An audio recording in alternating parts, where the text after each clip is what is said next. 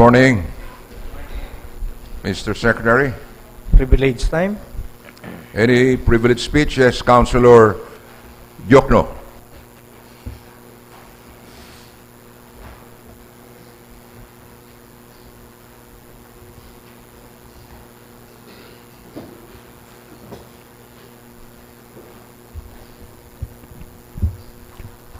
Mr. Chair, esteemed colleagues of this august body, and to everyone else with us today, good morning po. Good morning.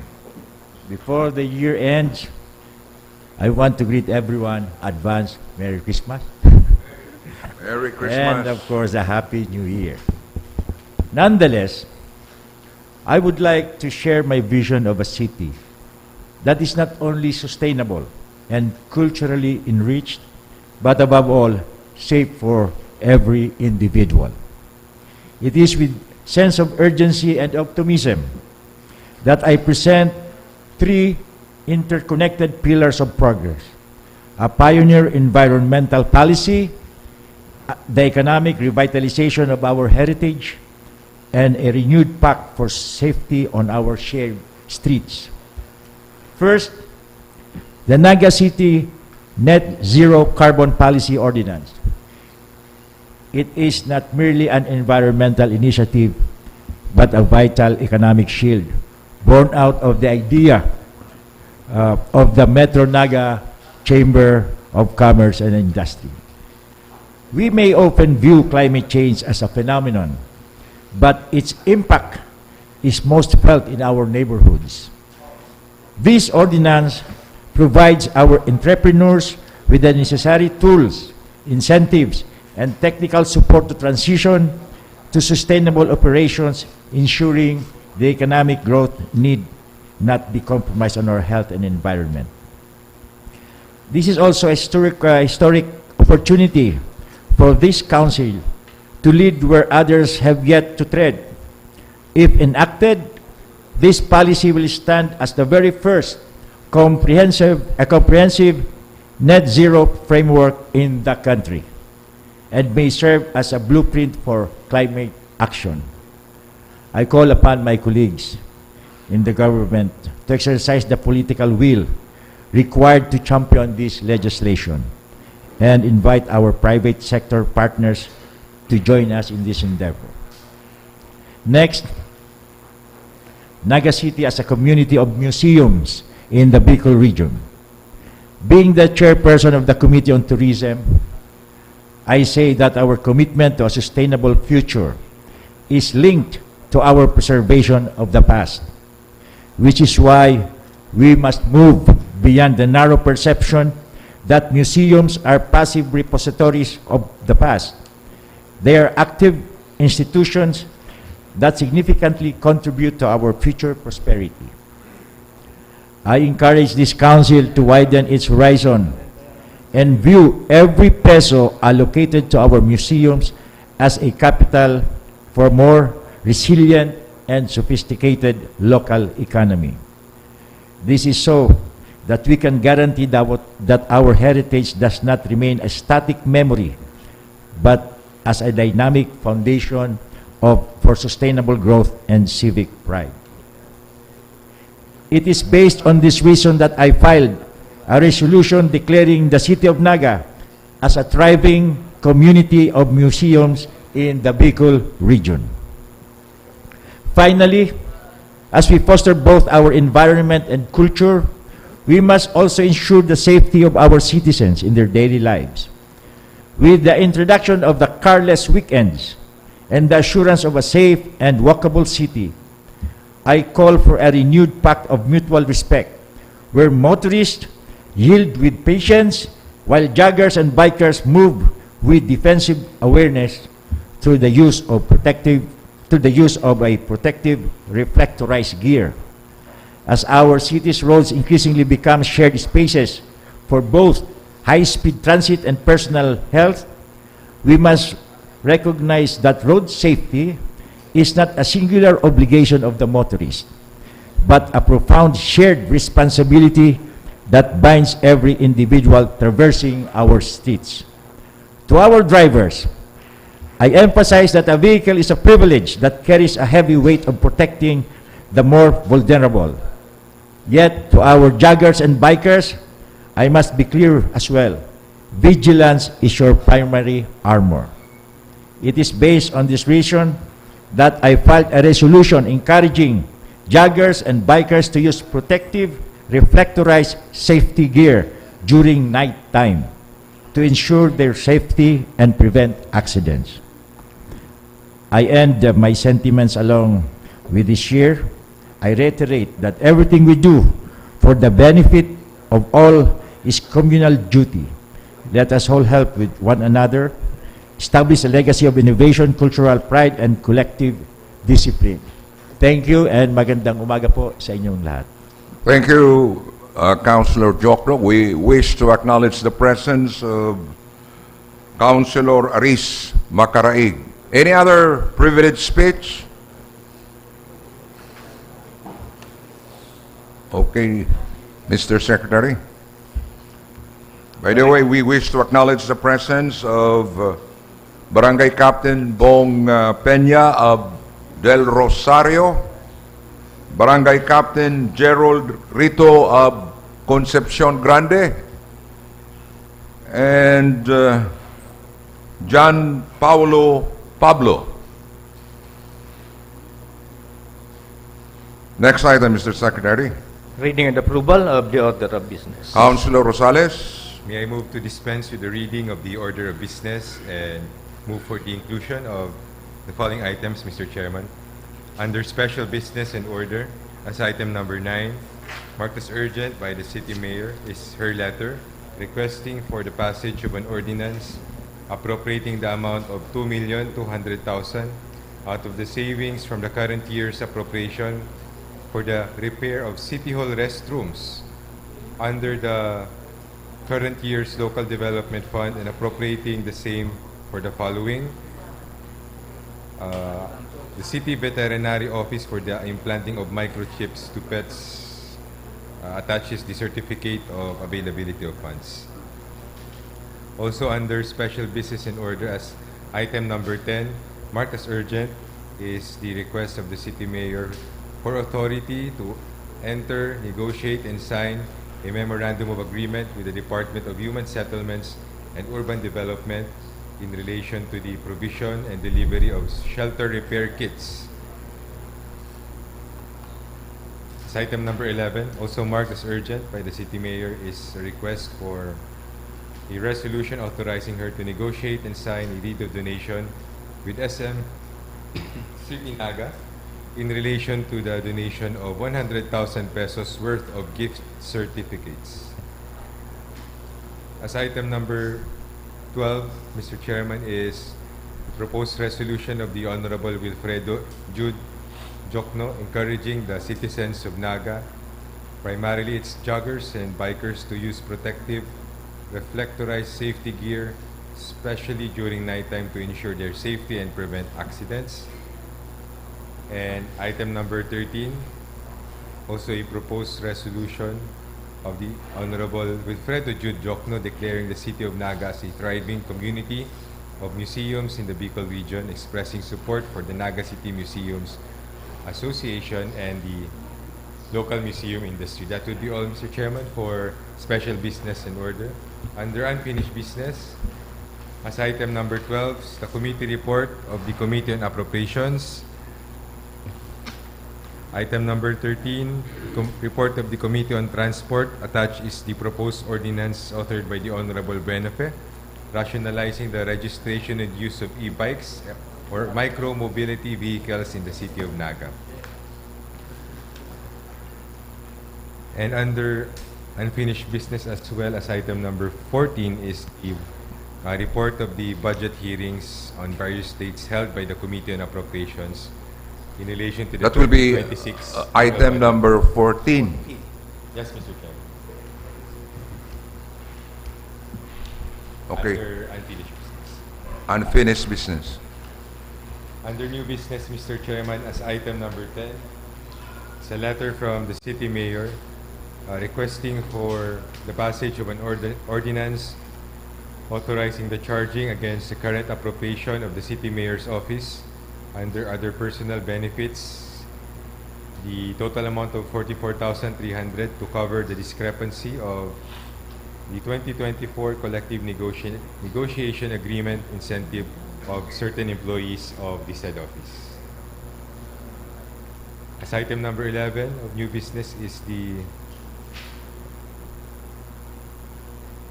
appropriation ordinance number 2025-4 of Barangay Concepcion Grande for review, Mr. Chairman. And as item number 12 is the appropriation ordinance number 2025-8 of Barangay del Rosario for review. As item number 13 is the proposed ordinance of the Honorable Aris Macaraig establishing the anti-political dynasty policy of the City of Naga and providing penalties for violation thereof. As item number 14, proposed ordinance of the Honorable Wilfredo Jude Jokno institutionalizing the Naga City Net Zero Carbon Policy Framework, establishing a localized carbon measurement, reporting and verification system, and implementing a local carbon offset. So item number 15 is the request of the City Mayor for the passage of an ordinance authorizing supplemental budget number 6 in the amount of 5 million pesos out of the savings of the current year's personal services accounts for assistance to Department of Education. And last under new business is the resolution number 2025-12 of the Executive Committee of the City Development Council for approval of the Sangguniang Panlungsod. And under other matters, Mr. Chairman, is the as item number 5 is the legal advisory memorandum furnished to the Sangguniang Panlungsod addressed to Mr. Rene Gumba from the City Legal Office. That would be all for the inclusions, Mr. Chairman. Yes, comments from Councilor Albios. Thank you, Mr. Chair. With the indulgence of the committee of the chairman of the Committee on Rules, may I move that item number 2 under new business, letter from different groups of vendors in Naga City, addressed to the City Mayor seeking permission to vend or sell products in strategic locations at CBD1 this season, be transferred to SBO, simultaneously be treated under item number 8, letter from MEPO Head, Mr. Ramon Florendo, Mr. Chair. Item number 2 under new 2 business. under new business, Be transferred and you are to proposing it to be transferred to SBO. and be treated simultaneously with the letter of MEPO Head. A reaction from the chairman of the Committee on Rules. Mr. Chairman. Okay. Any other comment? Councilor Baldemoro. Thank you, Mr. Chair. In relation, Mr. Chair, to the request of the Honorable Albius, may I also request to invite the MEPO Head, Mr. Mon Florendo, for the discussion of the item number 8 and item number 8A. I am directing the security officer to invite Mr. Mon Florendo to attend this session. Okay. Another, Mr. Chair. Okay, proceed. Mr. Chair, with the indulgence of the Chairman of the Committee on Rules, may I request that the item number 15, the supplemental budget number 6, submitted by the City Mayor, be transferred as item number 12A, to be attached in the committee report of the Committee on Appropriation. Yes, Mr. Chairman. Reaction from the chairman of the Committee on Rules. Yes, Mr. Chairman. Okay. Amenable.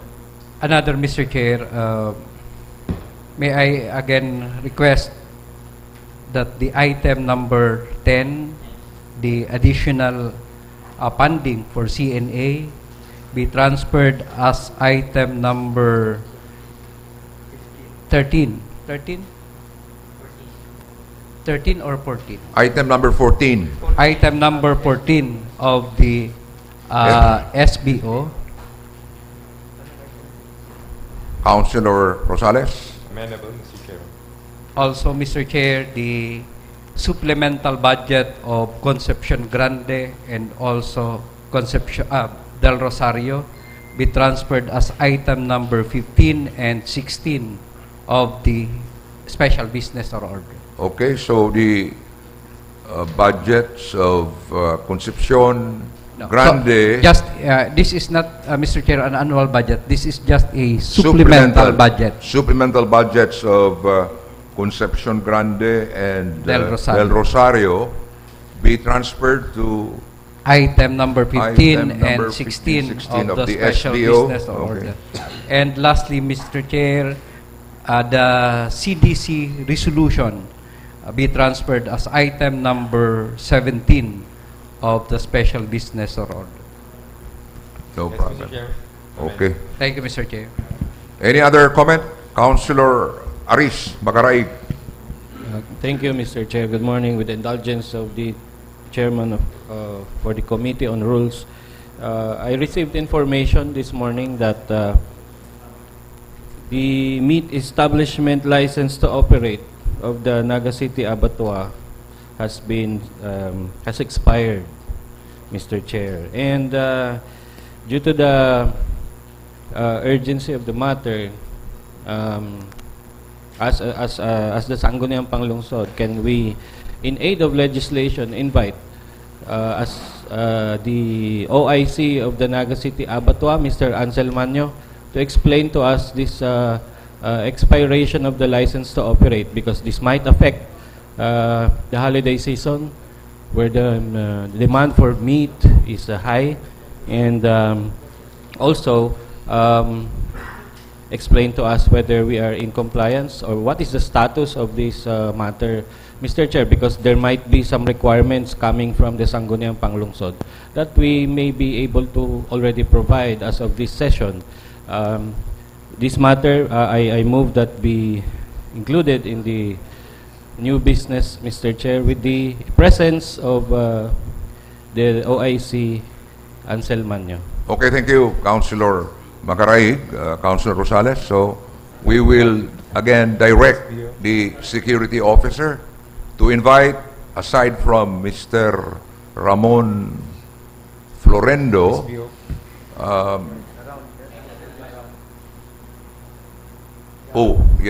Mr. Ramon Florendo is here. Now you please invite Ansel Manyo. The matter would have to be under special business and order, Mr. Chairman. Okay, so we have the previous motion coming from the chairman of the Committee on Rules. Any second? Any objection? There being none, the motion is approved. Order of business, special business or order, the letter dated December 15, 2025 of the Honorable City Mayor, endorsing the request of Mr. Delphine Aguilar, ESO head, requesting for recognition of the winning athletes who represented the city in the Batang Pinoy 2025 national competition.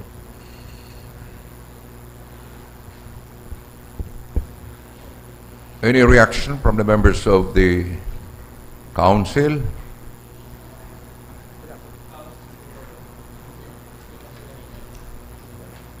From the chairman of the Committee on Education?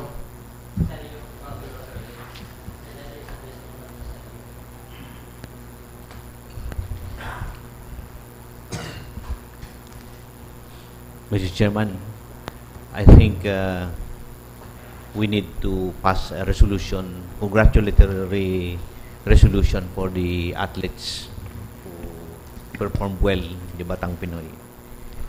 So Do we have a list of the winning athletes? Garo po ng okay, kwento tabi. Okay, so So you are, please I make the move. necessary motion. I move on joint collaborative motion that we pass a resolution congratulating these athletes as listed in that Individual resolution. yes, Mr. Chair.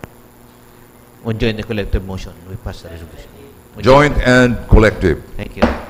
The letter dated 16, 2025, of the Honorable City Mayor requesting for ratification of the Memorandum of Agreement entered into by in between the city and the Easy Bus PH Incorporated and Accord Smart City Incorporated in relation to development and management of My Naga app. Councilor Aris Macaraig. Thank you, Mr. Chair. Previously, the Sangguniang Panlungsod authorized the Honorable City Mayor to enter into a memorandum agreement with the Naga Easy Bus and Accord Smart Cities. This is with relation to the My Naga app.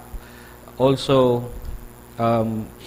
with Field Centro Technologies, that's the second in the agenda, the third in the agenda, and Artemis Industries, the fourth in the agenda.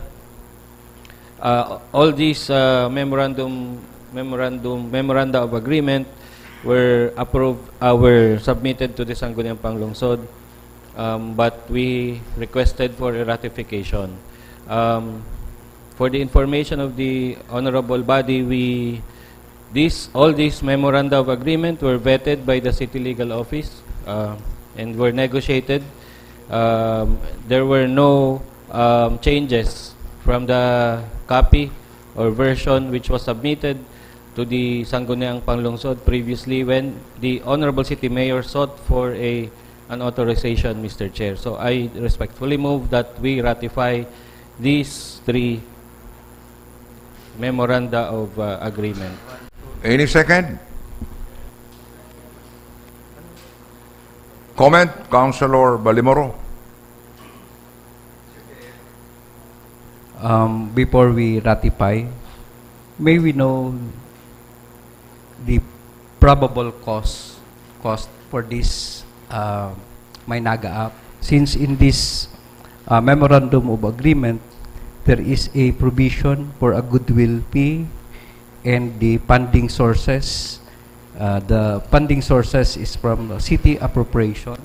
So may we know kung Councilor Aris how much will Macaraig. be the probable expenses for this application? I have Can you answer the question of Councilor Balimoro? I have no information, Mr. Chair, so I request that representative from the My Naga app from the City Mayor's office be invited. Who is handling the My Naga app? Ms. RJ Bandola, Mr. Chair. Again, my dear security officer, please invite Arlene Badiola. RJ Bandola, Mr. Chair. Okay, ma. In the meantime, we will defer the ratification of the three memoranda. Thank you, Mr. Chair. Next item, please. The letter dated December 16, 2025, of the Honorable City Mayor requesting for authority to enter into, negotiate, and sign the Memorandum of Agreement with the Department of Social Welfare and Development Office. 5, in relation to the use of the data for the implementation of Walang Gutom program.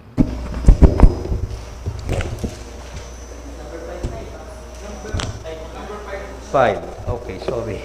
Letter dated December 16, You are confusing me, Mr. Secretary. 25 of the Honorable City Mayor requesting for authority to enter into, negotiate, and sign the Memorandum of Agreement with the Municipality of Gain sa Camarines Sur in relation to the implementation of YACA program of the latter with Naga City General Hospital as referral facility. Reaction? Councilor Dr. Gail Abunal Gomez. Thank you, Mr. Chair. Mr. Chair, may I move that we pass a resolution authorizing the City Mayor that she enters into, negotiates, and signs a memorandum of agreement with the Municipality of Gainsa in relation to the implementation of the YACA program and the Naga City General Hospital as the referral facility. So move, Mr. Chair. Any objection? There being none, the motion is approved. The letter dated December 16, 2025, Honorable City Mayor requesting for authority to enter into, negotiate, and sign the Memorandum of Agreement to the Department of Social Welfare and Development Office Number 5 in relation to the use of the data for the implementation of Walang Gutom program. That's item number 6. 6.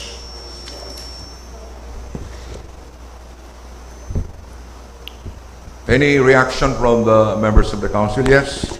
Councilor Gayla Bunal Gomez. Yes, Mr. Chair, in our implementation of the Walang Gutom program, the data that will be provided by the DSWD will be very useful and helpful. Therefore, Mr. Chair, may I move that we pass a resolution authorizing the city mayor to enter into, negotiate, and sign the data sharing agreement with the SWD Field Office 5 as we implement the Walang Gutom program. So move, Mr. Chair. Any second? Any objection? There being none, the motion is approved. The proposed resolution of the Honorable Francisco M. Mendoza authorizing the opening of a special health fund account in an authorized government depository bank to be named Naga City Special Health Fund account and endorsing for the purpose Naga City Health Board Resolution number 2025-01. Councilor Mendoza. Thank you, Mr. Chair. This refers to our compliance to the Universal Healthcare Act, wherein we are required to have a special health fund.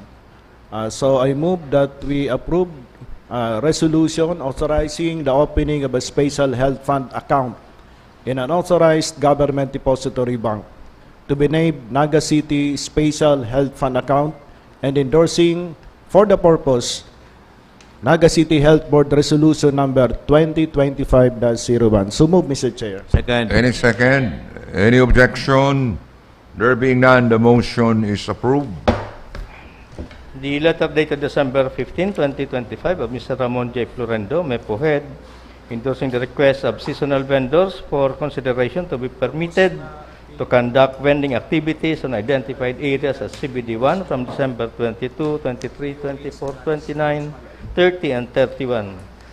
And jointly with the letter from the different group of vendors addressed to the Honorable City Mayor seeking permission to vend sell products in strategic locations at CBD1 this holiday season. Again, we wish to acknowledge the presence of Mr. Ramon Florendo, and we will suspend the rules. Councilor Albios. Yes, thank you, Mr. Chair.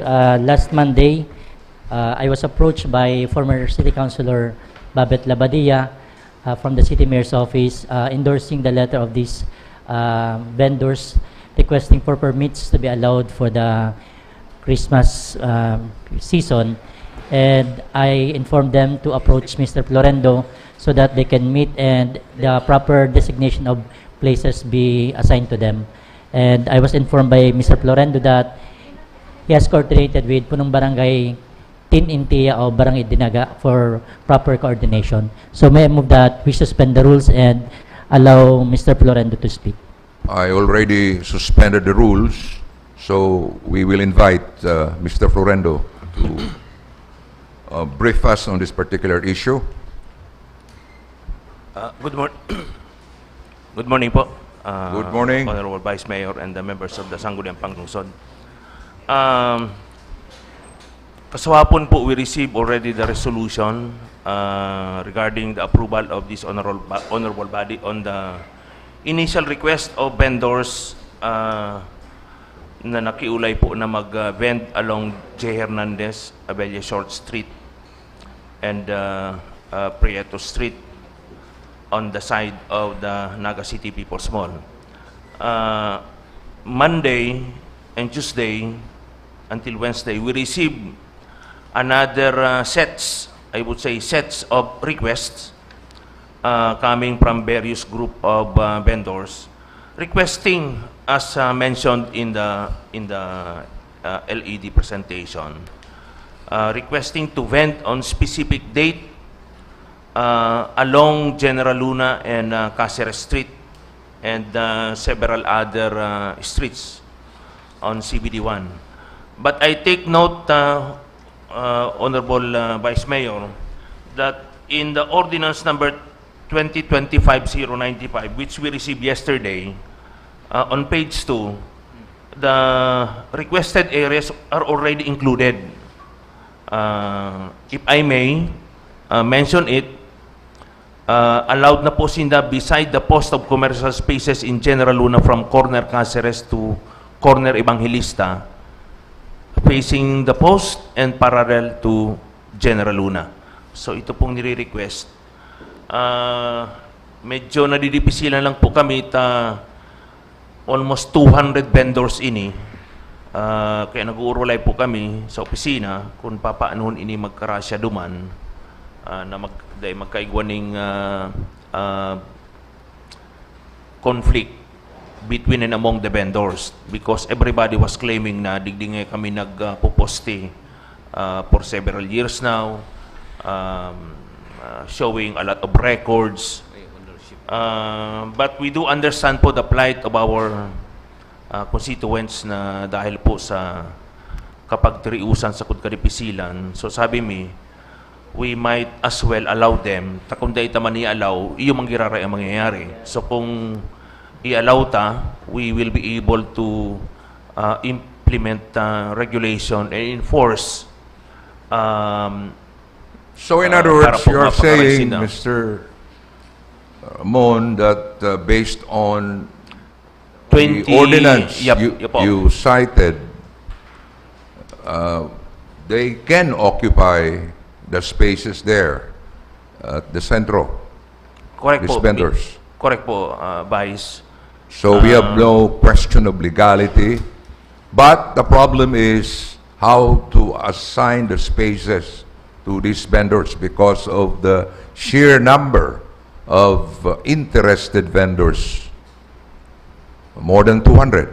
Iyo po, close to 200. Kaya Close to 200. what we're doing now is to review, kasi po naririsami na halimbawa ang sarong apelyido mga 5, baka niya ako magpunin ni sa lola, si magurang, sa mga aki, pati sa mga makuapo.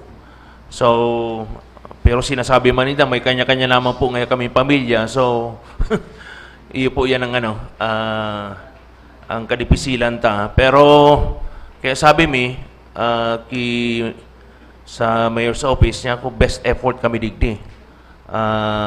Sana maintindihan kang publiko. Anyway, that's only between the period 22 to 24 and 29 to 31. Opo. Okay, Vice. reaction from the chairman of the Committee on Ways and Means.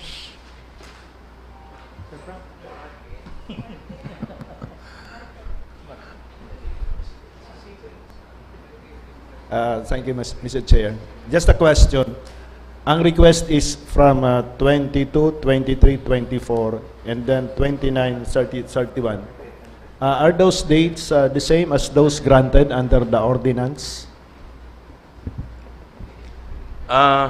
Ito pong Mayo pong period po itong ordinance na 2025-095. Pero po itong resolution nindukan suudma, iba-iba po. Igwaning period na 22 to 31, igwaman po ning 22, 24, 29, and 30, 31. On specific areas along Prieto, Abella, as well as a part of J. Hernandez, sabi, Councilor Frank. Any follow-up question, Councilor Mendoza? Other reactions? Yes, Councilor Aris Macaraig. First, Mr. Chair, pwede ta pong tigahagadan ta po basin ng commitment that they will maintain order and cleanliness in the area, and that violation of this commitment can cause us to revoke their given permits with or without prior notice. May pinipirmahan po ba sinda kayo? As I mentioned, tabi, Councilor, best effort po kami digdi because No, not best effort. May pinipirmahan po ba sinda na papel, na undertaking? Papirmahon sinda, na matultul sinda, malinig sinda dyan. sa ngunyan po, ang ginibumi po duman sa first set of vendors, we called them to a meeting last Tuesday. ito pong inag pong na-aprobaran yung resolution. And we told them the So the answer, sir, is no. So mas malinig po kaya kung magpirma sinda, minsan nagpara-meeting kita, di taman sigurado kung naintindihan nila yan. We ask for their... So in other words, Councilor Aris Macaraig is calling for some clear-cut rules and regulations. If possible, sir. Yes po, we can do that. I think we can do And that. second, thank you, Mr. And Florendo. you have a follow-up Yes, question? Mr. Chair. Second, Mr. Chair, we already have an ordinance. We authorized already the Office of the City Mayor to grant permits. And why is the Office of the MEPO always going to the Sangguniang asking for permits? They are already authorized under the ordinance authored by Honorable Benafe, Mr. Chair. Yeah, that was the thing I was saying a while ago, that based on the ordinance cited by Mr. Florendo, the vendors can actually occupy the spaces in question. But the problem now of Mr. Florendo is how to set the clear-cut rules and regulations, and how to ensure that these clear-cut rules and regulations will be followed by the vendors. So we need to get the assurance from Mr. Florendo whether you can really ensure the compliance needed here. Yes, Vice, I will coordinate with the Public Safety Office and the Solid Waste Management Office to assist us. And as requested by Councilor Macaraig, we will draft a certain kind of pledge or promissory by undertaking by which the vendors will sign as a commitment to maintain cleanliness and including orderliness on the areas that they will be occupying. We can do that, Tabi, Vice. Thank you very much for that assurance. Yes, Councilor Mendoza. As of now, Mr. Chair, one of the major problems in our city is traffic congestion. Casares Street is a two-way street, sarabatan ng auto dyan. What is the assurance na pagyaon ng mga vendors for sure it would affect the flow of traffic, but it would not cause ito bagang malala man na traffic sa sentro kang Naga. As I mentioned, Councilor Frank, I will be informing your concern to the Public Safety Office and the PNP. We will be meeting this afternoon duman po sa Task Force Popotok. Iba po kaming pa-seminar sa mga vendors. And the representative of the Public Safety and the PNP will be coming. So I'll mention that really the concern of traffic management is a big job that the MEPO cannot handle. So Let me recognize first Councilor Maria Corazon Peñaflor. Thank you, Mr. Chair. May I just suggest that the Public Safety Office must duty on this place to strictly prohibited loading and unloading activities on this place to ensure the to ensure the safety of the traffic management. Reaction, Mr. Mon Florendo? Pardon, Councilor Peñaflor, I cannot answer that for the PSO. Regarding securing the loading and unloading areas along the streets at CBD 1, but I will mention po to Director Gumba the concerns of this honorable body. You can also tap the support of the Philippine National Police. Yes po. I will po.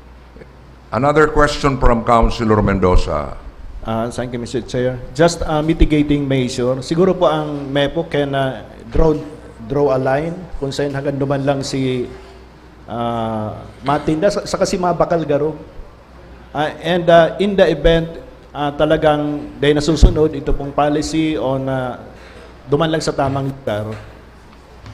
Ini pong second batch of tirindahan from 29, 30, and 31. Ibunta na lang 30 and 31. Kung di masunod si pag-observe duman sa alignment ka mga nagtitinda sa kakang nagbabakal. Kumbaga, condition sa indayan, na kung gusto ninyo magtinda manggiraray sa next week for 3 days, dapat masunod ta. Kunda 2 days lang. Yeah, Councilor Frank, as we speak now, I have a team now na naguguhit po duman along the side street of General Luna because ang complaint po kan mga business establishment na nababagatan ng Intirosinda. So, we are trying to place mga guhit na may ekes by which vendors cannot occupy para igwaning access po itong mga commercial establishment along General Luna and Cáceres Street. Saro po yan sa mga pakiulay maninda while they do understand the plight of our street and ambulant vendors, tabi, Councilor Frank. Okay, any other reaction or question? Councilor Rosales. May I just know, Mr. Chairman, because we have here the letter from Mr. Ramon Florendo addressed to the city mayor. Yeah. And it has this marked as urgent, but we don't have the letter from the city mayor specifically telling us that she has favorably endorsed the same. Routing slip. Do we have it? A routing slip. So you're looking for the endorsement of the go city signal from the Yes, city mayor. Yeah, we don't have any letter submitted to Had you discussed this matter with the city mayor, Mr. Mon Florendo? I was in close coordination po with Ma'am Babet as regards, and sabi niya i-endorse na sana po digdi sa And was former City Councilor Babet Labadia authorized to discuss this matter on behalf of the city mayor? Well, I have no idea po, but to my understanding, yes, because it was already endorsed to this honorable body. Councilor Baldemoro. Mr. Chair, attached on the matter, Mr. Chair, is the routing slip from the office of the city mayor, and the remarks of the city mayor is to endorse the said matter to the Sangguniang Panlungsod. There is a endorsement okay. from the city mayor. So, Councilor Rosales, do you agree with that particular? yes, Mr. Chairman. I was reading it incorrectly earlier. I thought it said, "Let us discuss." You cannot decipher the hieroglyphics. Yeah, but perhaps, Mr. Chairman, we can request more categorical statements from the city mayor's office in the future. But given the urgent in the future, need, Mr. Chairman. do we still have to call a representative from the city mayor's office? I don't think so. It will be necessary, Mr. Chairman. Perhaps it will no longer be necessary if that is the case, that there's the statement, let us endorse. Yes. So we may as well endorse, and I think everything has been cleared up, unless other members of the council will have another. Do you still have questions, Councilor Mendoza? I just want to state one more thing, Mr. Chairman, before I end my turn. How's it again? I just like to state one more thing, Mr. Chairman. I just like to add. Okay, please. Yeah, Mr. Chairman. The sidewalks, Mr. Chairman, I just like to reiterate that these are for public consumption. So no person or group of persons should be able to say that this is his spot. So, in fact, those sidewalks should be conveniently and freely used by our pedestrians. So I hope the Market Enterprise and Promotion said should be able to ensure that the streets will remain to be for public consumption, for consumption of the general public. So, Mr. Florendo, please take note of what the Councilor Rosales is saying. Mr. Florendo, and you are not paying attention. Because what Councilor Rosales has stated is quite important. Can you repeat what you said? I'd like to reiterate to our department head of the Market Enterprise and Promotions Office, Mr. Chairman, that the sidewalks, the streets, are for the consumption of the general public. Okay. No specific person or group should be able to identify that this is his or her spot. So I hope that our pedestrians will still be able to freely and conveniently walk the streets. Sometimes I see instances where the pedestrians are already obliged to walk on the road and causing further traffic in the centro. So I hope we still have allocation for our pedestrians in the centro. Mr. Chair. Okay, reaction from Mr. Florendo.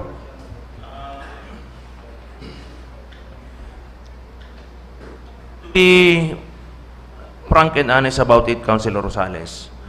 It's really our predicament on the difficulty of managing the public spaces, especially at CBD1. Considering that our CBD1 is an old designed city where streets are very narrow, including the passageway. And it's also a phenomenon that na-observe mi po, kaya ito po, prior to the floods, namamanage mi pa po, naimbitaran mi pang maglaog sinda sa People's Mall. E ngunyan paano na pong Naga City People's Mall.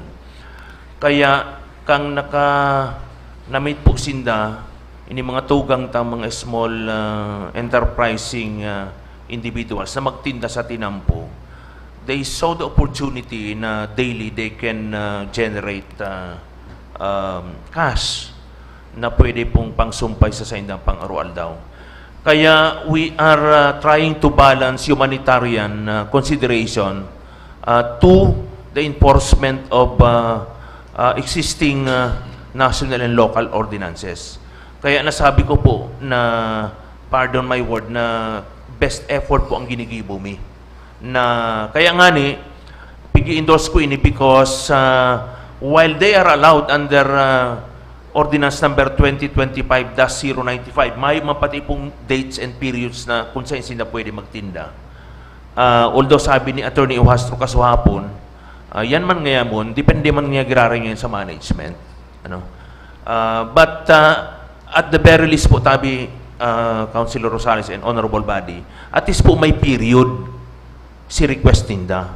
So, what we were saying na, we will enforce na dahil kamo pwedeng 21 because ang request nindo is 22.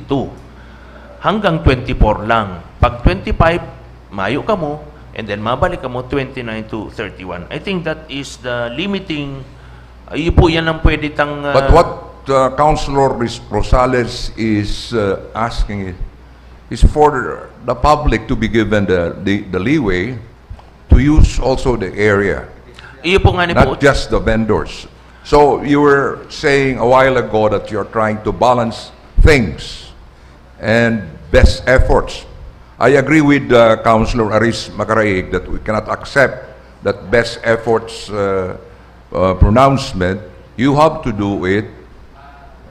You have to really balance everything so that the public will not be put in a rather very, how do you call that, a position they cannot use the space there. Vehicles cannot pass through that space. If I may specifically mention po, Tabi Vice, itong mga rules na sabi initially sa inda. One is, they cannot occupy the pedestrian. Itong agihan po na balyuhan ng tao. Number two, mabugta kami ng mga passageway from the street going to the commercial establishment along the streets.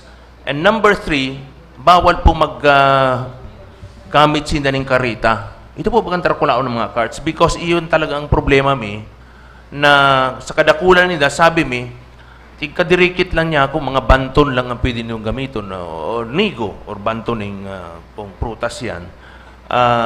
Iyo po yan ang pwede ming i-imponer as enforcement measure to be able to make the public places as shared as mentioned by Councilor Rosales na igwamang girarilakawan ng tao, itong mga motorista de manggayo maulang, and probably in coordination with PSO as mentioned by Councilor Peñaflor, itong mapasiguro itong mga loading and unloading area na may tao ng PSO. Ang problema po kaya, pag maamalahin na enforcer sa tinampo,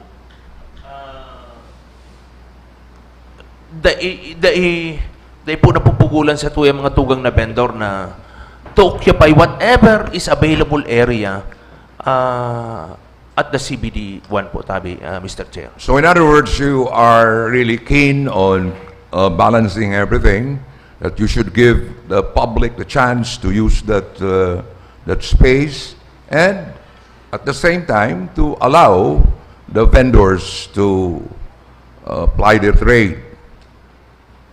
Yes po, Mr. Chair. Opo. Councilor Balimoro.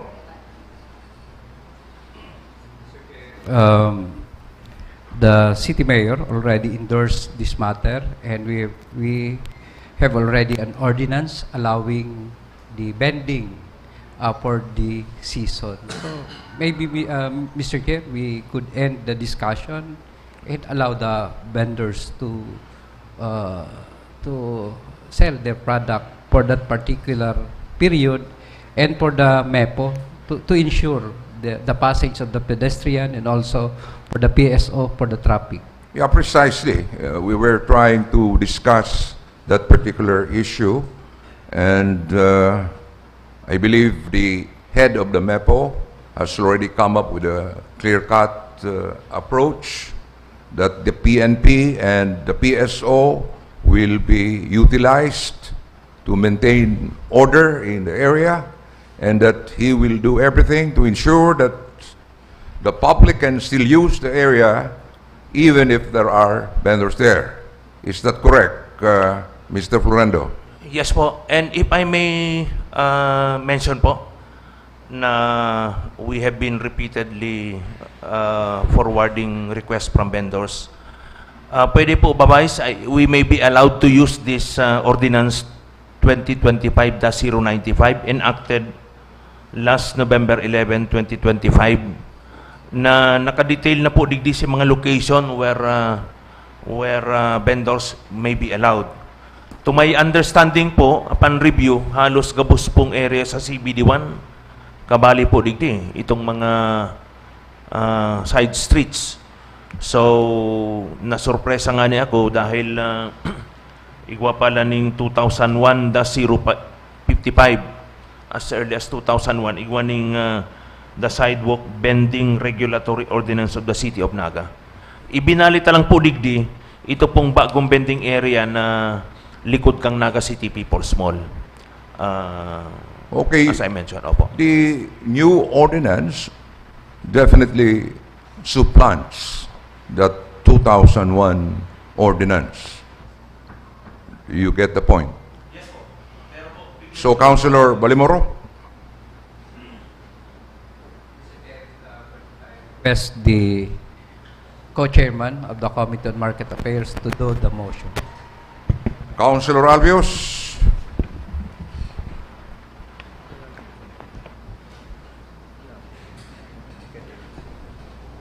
Thank you, Mr. Chair. Considering that there was already a coordination meeting with the MEPO and the Barangay Council of the Naga, and based on the approved ordinance, may I move that we direct the MEPO to implement the city ordinance as approved last November.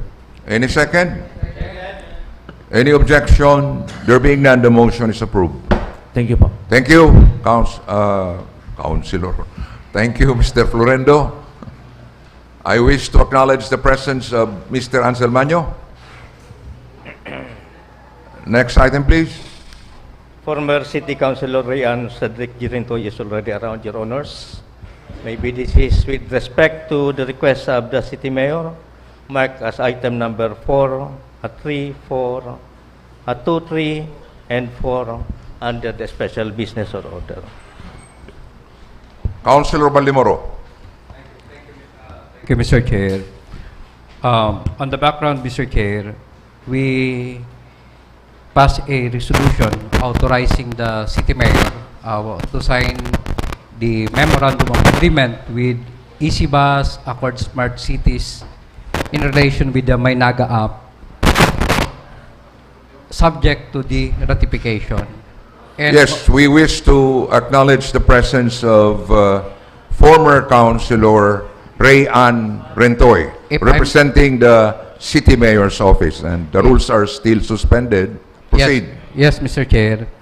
And according to this memorandum of agreement on goodwill phase, number 6, on the procurement, pilot testing, funding, and COA compliance, if the Secretariat will flash on screen.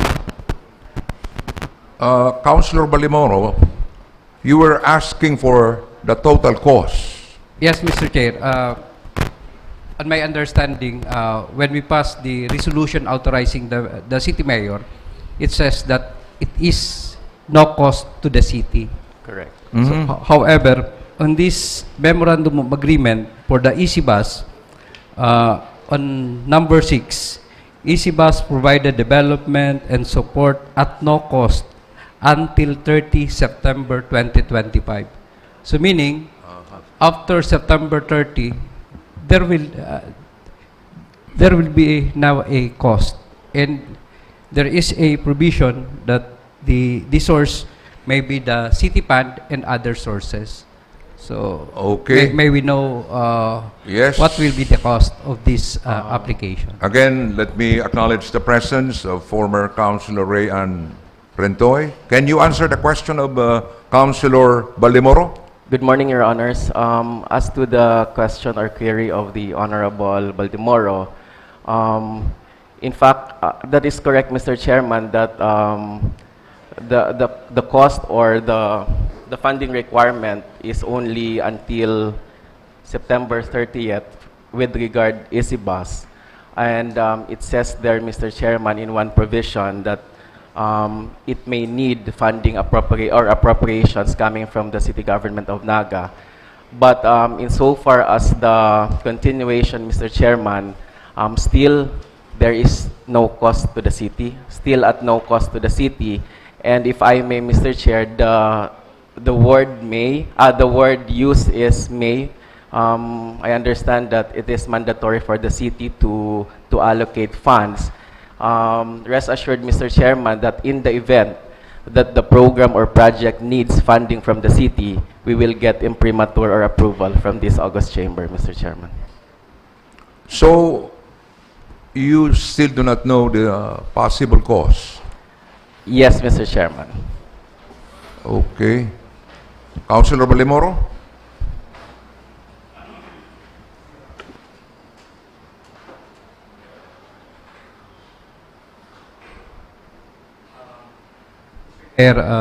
My worry is if we ratify this now and we will not know the actual cost, so baka mabigla kita na i-bill kita for this, lalo kung di siya nakabali for the annual budget. Just my apprehension, Mr. Chair. Okay. Councilor Aris Macaraig. Thank you, Mr. Chair. The cost of this project at first is no cost, Mr. Chair, because all these are from the fundings of each parties. Meaning, kung ano po ang yaon sa Naga, they will provide. We can provide the office space for meetings. What they can provide is their skills and their technology for free until September 30, 2025. Now, after that date, Mr. Chair, when we go to the provision on the source of funding after September 30, 2025, it says there that the city may appropriate, or letter B, it may be taken from grants. Baba pa po. Yan. External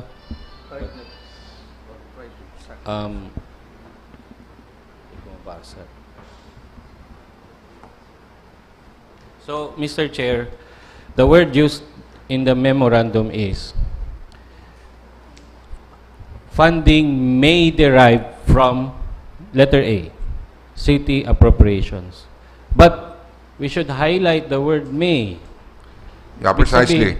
Ibig sabihin, Mr. Chair, The word may is critical there. not mandatory at all.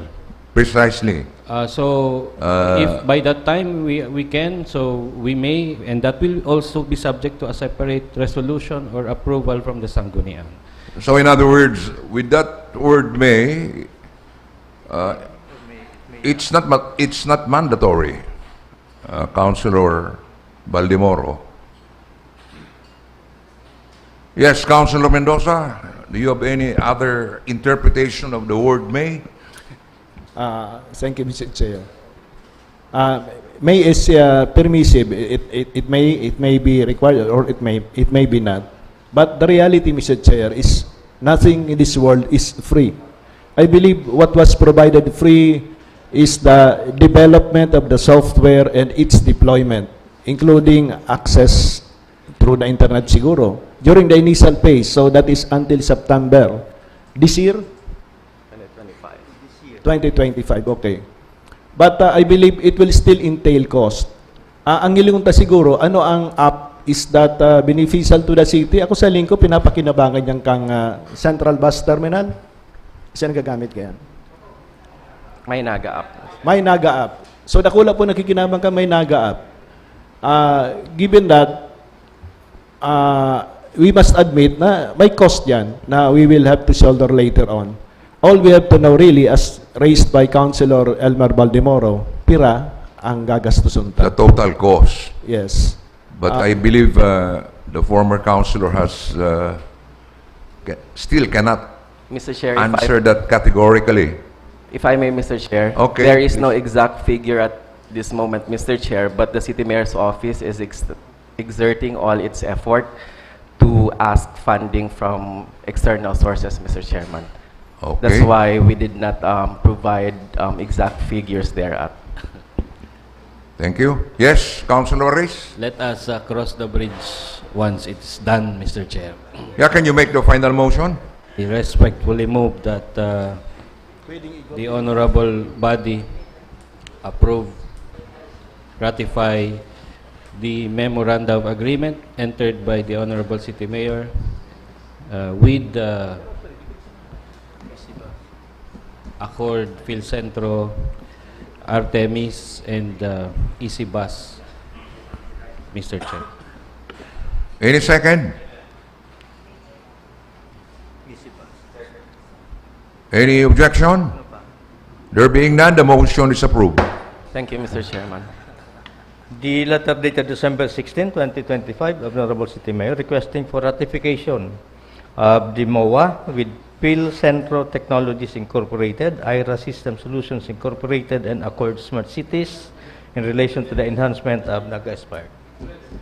I think that was covered by the motion of Councilor Aris Macaraig. For 3 resolutions. Yes, Councilor Rosales? So, Sir Ansel Manyo. So, I hope not to keep him waiting. So we will proceed to item number... Yes, Councilor Baldemoro? Mr. Chair, the two punong barangay is also present, waiting for the disposition of their submitted budget. Could we first accommodate the item number 15? 14, 15 and 16? Yeah, I agree with you because the two barangay captains have been here since the beginning of the session. So, item number... For item number 15, 15. Your Honors, the endorsement dated December 17, 2025 from the Budget Office endorsing appropriation ordinance number 2025-004 Barangay Concepcion Grande. Thank you. Councilor Baldemoro? Thank you, Mr. Chair. this supplemental budget of Barangay Concepcion Grande was already undergone review and endorsed by the City Budget Office. So may I move, Mr. Chair, for a passage of a resolution approving the appropriation ordinance of Barangay Concepcion Grande for calendar year 2025 as embodied under Appropriation Ordinance 2025-004 as effective and operative in its entirety. I so move, Mr. Chair. Any second? Any objection? There being none, the motion is approved on second reading. For item number 16, the endorsement dated December 17, 2025 from the City Budget Office endorsing Appropriation Ordinance number 2025-08 of Barangay del Rosario. Again, the chairman of the Committee on Appropriations, Councilor Valdemoro. Again, Mr. Chair, the supplemental of budget of Barangay del Rosario was already reviewed and endorsed to us by the City Budget Office. So may I move, Mr. Chair, for passage of a resolution declaring the appropriation ordinance of Barangay del Rosario for calendar year 2025 as embodied in their Barangay Appropriation Ordinance number 2025-08 as effective and operative in its entirety. I so move, Mr. Chair. Any second? Any objection? There being none, the motion is approved on second reading. May I move for a recess, Mr. Chair? Recess.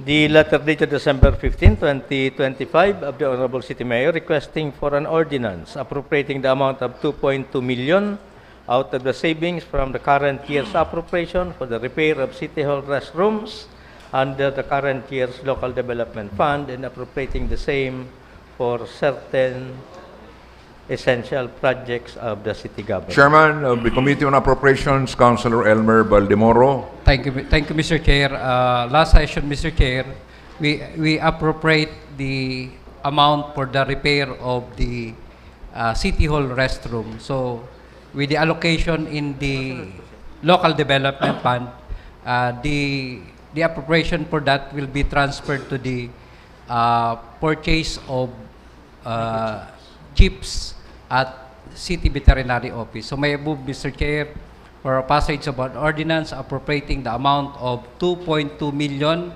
out of the savings of the current appropriation for repair of City Hall restroom under Local Development Fund for the purchase of implanting of microchips to pets under City Veterinary Office. I so move, Mr. Chair. Any second? Any objection? Objection? No, just a query, Mr. Chair. The nature of those chips are other expenses. In other words, those are under MOE, not under capital outlay. By the close of the year, those would revert to unappropriated balance, okay, a surplus. So my query is, when will this microchip be purchased? Councilor Elmer Baldemoro. Mr. Chair, this will be purchased this year. Okay. No other question? So, No more comments, Mr. Chair. the motion is approved.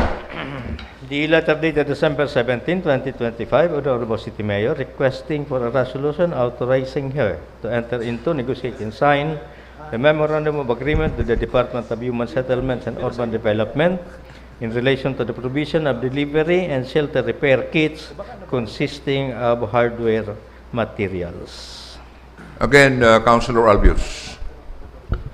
Thank you, Mr. Chair. May I move that we pass a resolution authorizing the City Mayor to enter into, negotiate, and sign the Memorandum of Agreement with the Department of Human Settlements and Urban Development in relation to the provision and delivery of shelter repair kits as mentioned in the letter. So move, Mr. Chair. Any second? Any objection? There being none, the motion is approved. Query. Yes, Councilor Nathan Serio. How many shelter repair kits will be provided by the department, Mr. Chairman? Councilor Albios. Ay, tinakalampas natin.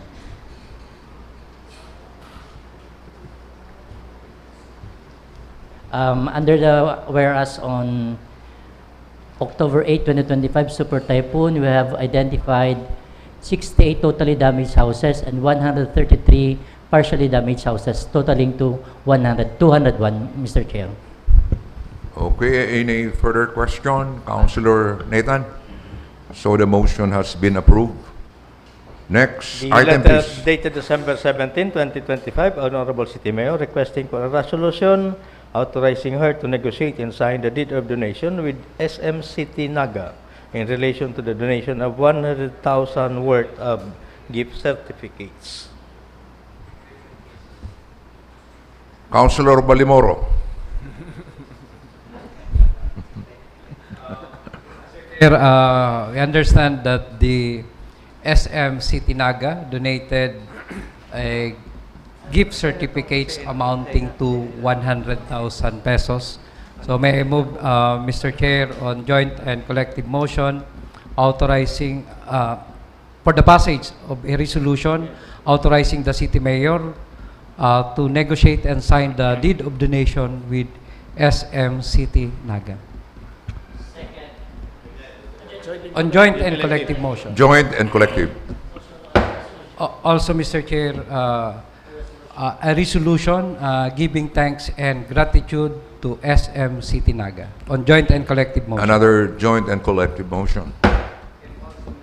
The proposed resolution of the Honorable Wilfredo Jude A. Jokno, encouraging the citizens of Naga, primarily its joggers and bikers, to use protective reflectorized safety gear, especially during nighttime, to ensure their safety and prevent accidents.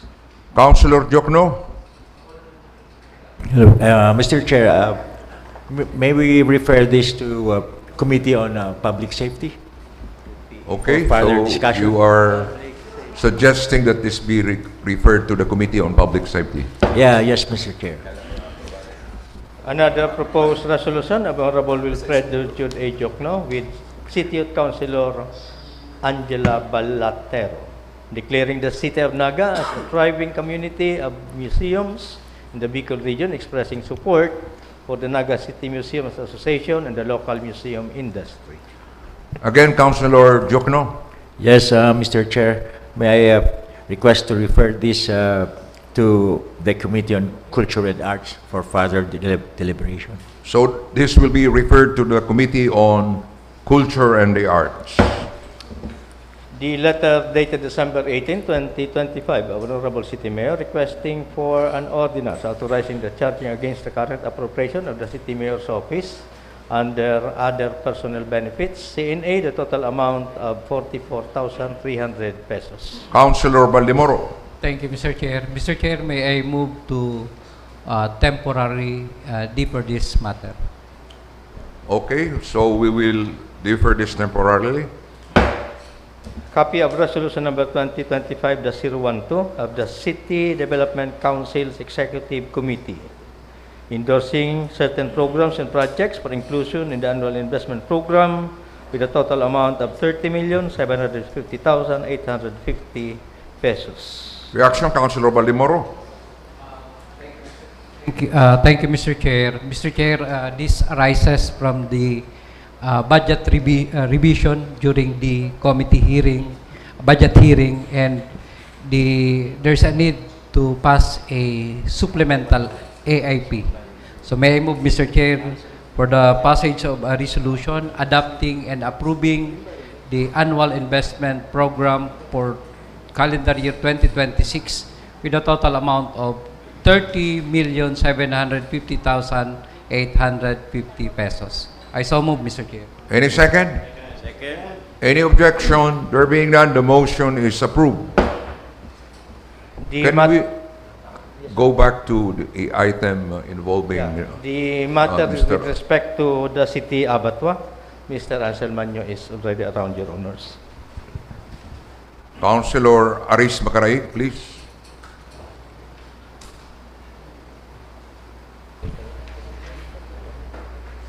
I respectfully move that the rules be suspended so that the Mr. Anselmanyo may be invited to the... So, we are suspending the rules. Thank you, Mr. Chair. May we call Mr. Chair, Mr. Again, Anselmanyo. we wish to acknowledge the presence of Mr. Anselmanyo. Good morning, Honorable Chair and members of the Council. Mr. Chair, I requested for his presence so that we may be apprised of the status of the permit or license to operate of the Naga City Abattoir, Mr. Chair. Okay, please. Yes, sir. LTO, the license to operate of the Naga City District Abattoir, expired last December 15, 2025. But before that, we have already filed an application form that was December 2, and we paid the billing for the reaccreditation last December 9. But days after the filing of the forms and payment of the dues due to us, we were informed that some of the forms are outdated. So that forms the part of the the missing or the lacking documents was not the fault of the abattoir. Fault po ito kang NMIS na pinapirmahan kami of the application provided to us was an outdated form. So it's beyond our control. So requiring that to submit a new form, which we did, and we were also requested to submit a new parameter test water. So again, that's that caused the delay of the renewals. We were supposed to be audited based on their verbal agreement with us on December 11, within the time frame for the December 15 cutoff of the LTO, but that didn't happen. So December 15, we were downgraded or put on hold for the from the AA to single A status, meaning we cannot accommodate slaughtering of livestock from outside of Naga, clients outside of Naga. Mr. Chair, may we Yes, know Councilor Aris. if we still have the meat inspection certificates? The NMIC was not pulled out in the yesterday. So the memo we received from a communication from NMIS dated December 16 was received yesterday, December 17, and we filed an urgent motion for the conditional extension of the AA addressed to the central office. Who specifically went to the abattoir to get the certificates, Mr.? The representative by NMIS was Ms. Emily Saulon. She retrieved all the NMICs from the veterinary office yesterday. Is this Emily Saulon, the sister of Marion Legacion, Mr.? Yes, sir. Now, the question is, can Naga City still operate, continue the operation of the abattoir? With regards to operation, yes, sir.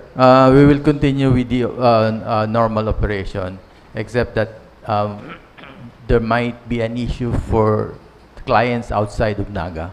So we because can still, since the NMIC were taken out from the veterinary. So there will be no interruption in the service of the abattoir. My post, Chairman. Okay. So given the pronouncements made by Mr. Ansel Manyo, Councilor Aris Macaraig, kindly make the motion. in view of the statements of Mr. Manyo, Mr. Chair, I respectfully move that the Sangguniang Panlungsod pass a resolution urging the National Meat Inspection Service expedite and approve. And after conducting the audit for the application for renewal of the Naga City Abattoir. Mr. Chair. Second. Any objection? There being none, the motion is approved. Thank you, Mr. Chair. Mr. Ansel Manyo. Unfinished business, the report of the Committee on Land Use. Committee on Land Use. Yes.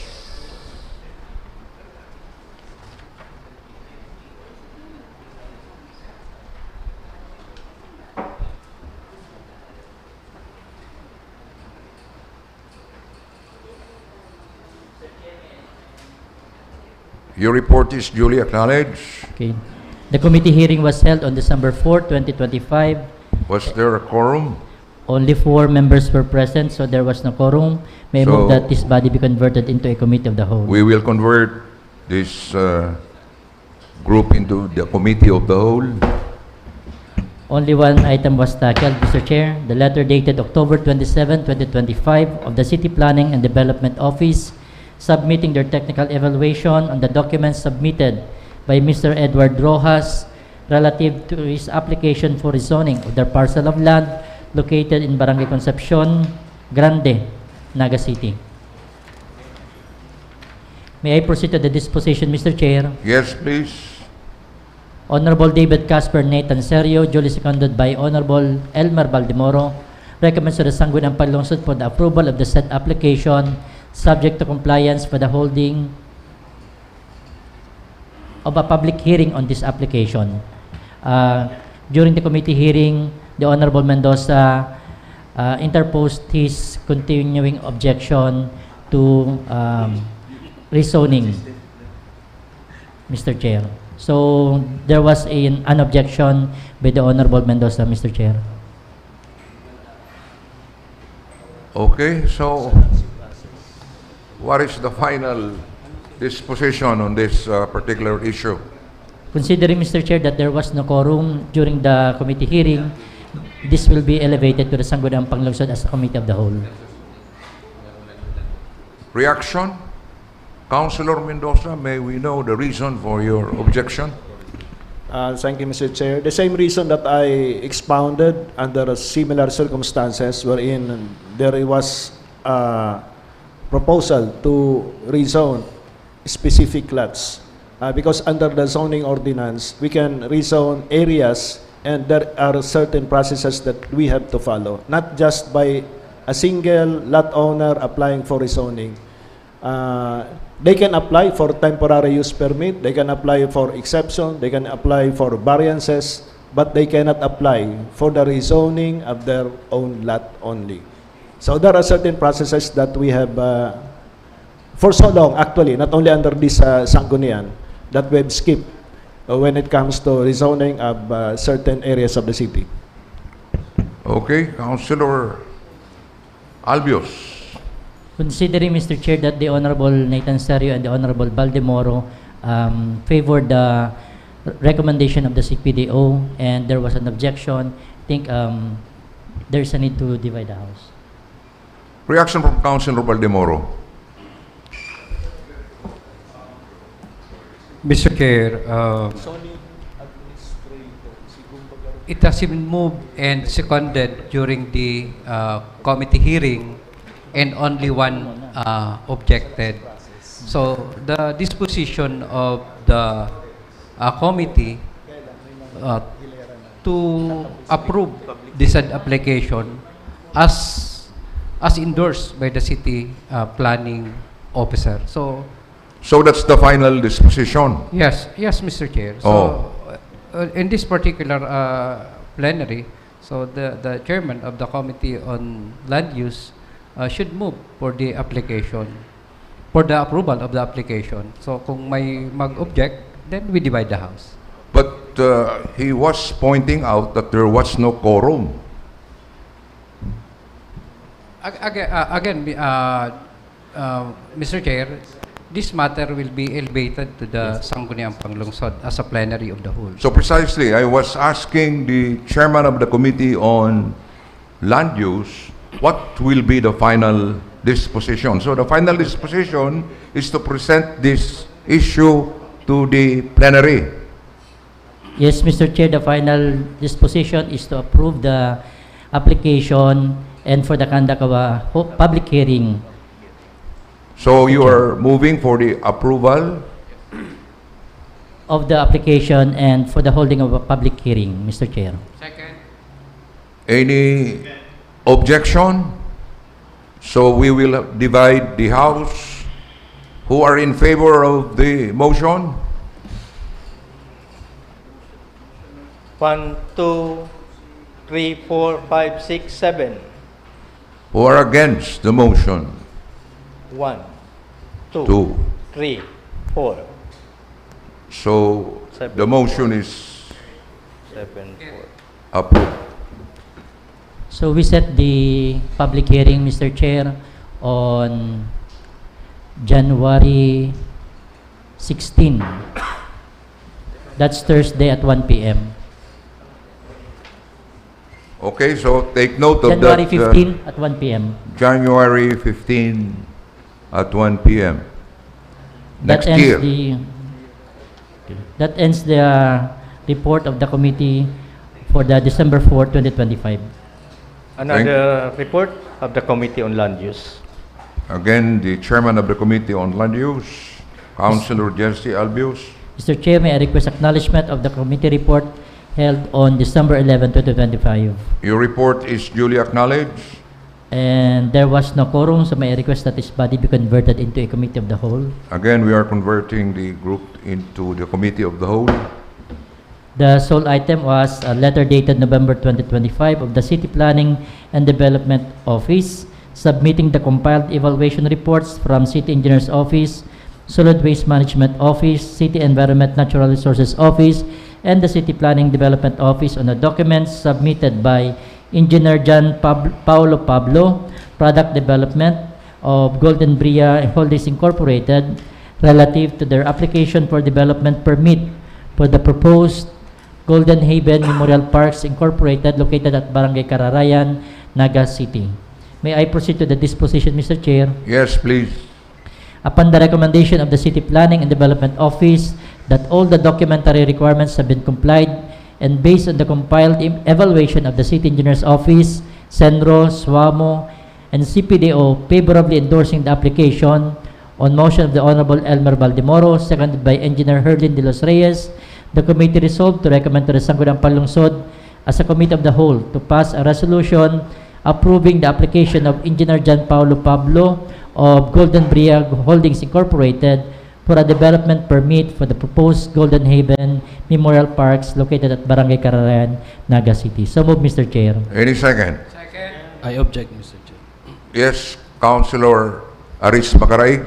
With all due respect to the Chairman Committee on Land Use, as also raised in the meeting, which I was not present, by Honorable Councilor Edmer Valdemoro, and agreed to by the CPDO, we need a rainwater harvesting facility for this 5-hectare development, Mr. Chair. Yan po bagan sa Lawas kang City Health Office dyan sa may Commission Human Rights. Baha ngon yan. Dahil lang po ito sarong tubo. What more, 5 hectares without any rainwater harvesting facility going to the creek, wherever that is in Kararayan. We are endangering the lives of people here, Mr. Chair. This development by the BRIA is a big rainwater catchment project. Sisimintuhon po ninda ayan, siyempre ilalagay ng tinampo, all going to the creek.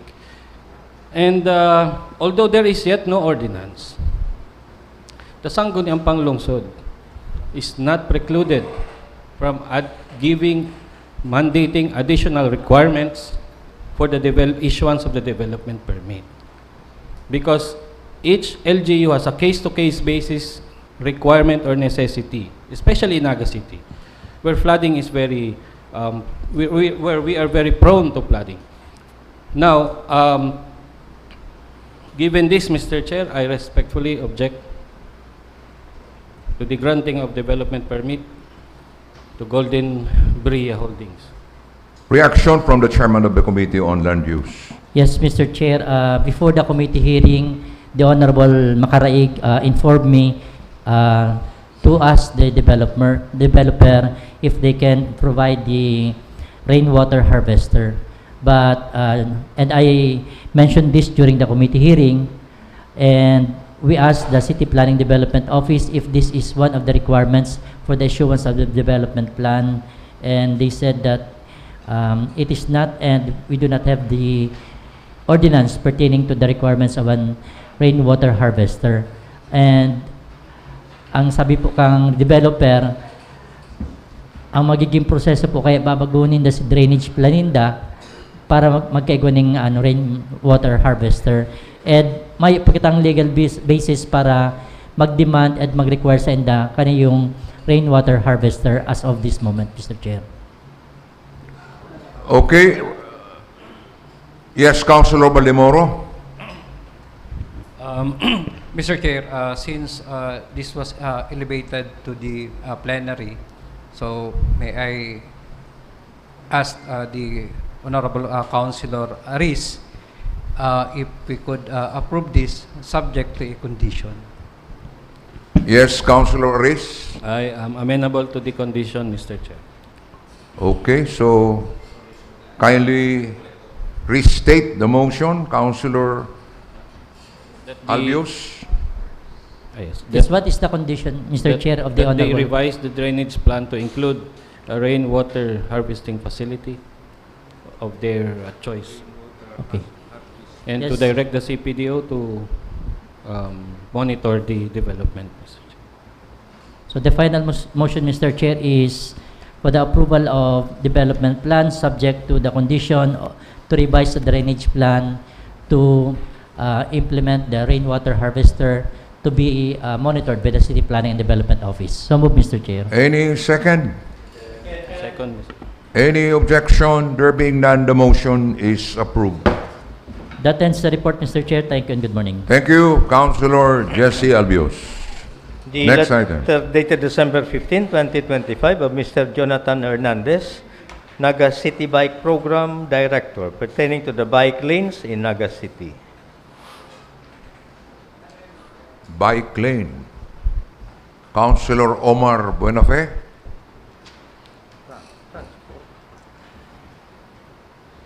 Mr. Chair, may I request that it will be assigned to the Committee on Transport for... So we will refer this to the Committee on Transport. The proposed ordinance of Honorable Maria Corazon M. Peñaflor and Honorable Melvin Ramon G. Benafe and certain city youth councilors promoting and enhancing security and safety in the city of Naga by requiring all street sidewalks, passageways to be properly lighted. Yes, Councilor Rosales. It's to the Committee on Laws and Ordinances for further discussion. Okay, so we will refer this to the Committee on Laws and Ordinances. The report of the Committee on Environment and Energy. Committee on Environment and Energy, Councilor Jude Jokno.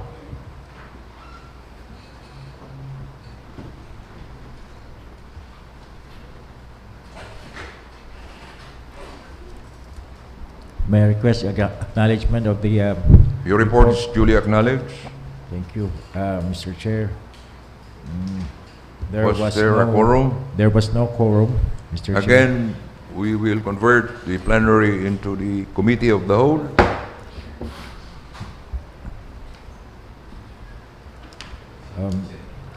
Item number 1, proposed ordinance authored by Honorable David Casper Nathan A. Serio, promoting rainwater collection systems in the city of Naga, providing incentives to compliant homeowners, business establishments, and institutions, mandating a phased implementation thereof, appropriating funds for information and advocacy campaigns, and for other purposes. May I proceed to the disposition, Mr. Yes, Chair? please. This matter was deferred due to the absence of the proponent in the committee hearing. Next item. Deferred. Letter dated October 27 of the Honorable City Mayor requesting for a passage of a resolution authorizing the City Mayor to enter into, negotiate, and sign a memorandum of agreement with the GNS relative to the implementation of the Cartoons for Communities program of Tetra Pak Philippines. May I proceed to the disposition, Mr. Yes, Chair? please. The committee resolved to defer discussion of the matter and schedule it for the next committee hearing on January 12, requiring physical presence of the GNS representatives. Okay, so that will be deferred. So moved, Mr. Chair. Third item, Mr. Chair. Undated letter of ENP Adolfo Incela Jr. submitting his comments and recommendations on the proposed ordinance authored by Honorable Jesse R. Albius, providing control measures for the transport, recycling, processing, storage, and disposal of used oil. That includes industrial cooking oil and grease trap waste of all establishments in the city of Naga. May I proceed to the disposition, Mr. Yes, Chair? please. The committee resolved to refer the matter to Honorable Jesse R. Albius, proponent of the proposed ordinance, for the inclusion of the recommendations of BNP Adolfo Incela Jr. to the proposal. So move, Mr. Chair. Any second? Second. Any objection? There being none, the motion is approved. Item number 4, proposed ordinance authored by Honorable Alan Riz Macaraig, mandating the inventory and maintenance of trees in the city of Naga through the process of trimming and pruning, procurement and registration of chainsaw, special inventory of mother trees, and the proper way of disposal of branches and leaves, and providing penalties for violations thereof.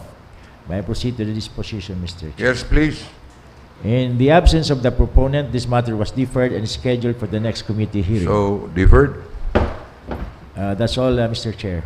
Thank you, Councilor Jude Jokno. The report of the Committee on Laws and Ordinances. Committee on Laws and Ordinances, headed by Councilor Oying Rosales. May I request acknowledgement of the committee report, Mr. Chairman? Your report is duly acknowledged. We had no quorum in this committee hearing. May I also Again, we will for the convert the conversion. plenary into the Committee of the Whole. The meeting was held last December 12, 2025. First item is the letter dated November 14 of Punong Barangay, Polinario Malana, submitting Barangay Ordinance number 2025-2, amending the Barangay Revenue Code of Barangay Abella for review.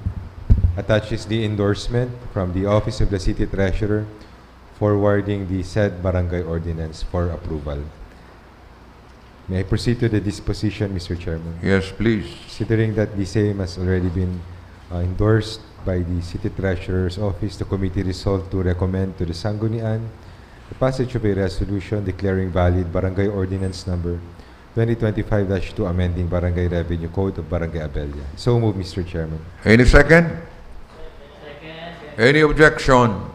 There being none, the motion is approved. Second item is the proposed ordinance sponsored by the Honorable Nathan Celio, renaming the Naga City National Road from the boundary of Barangay Peña Francia, traversing Barangay San Felipe, Pacol, Carolina, and Panikwasan in Naga City, to Senator Tecla R. San Andres Siga Avenue.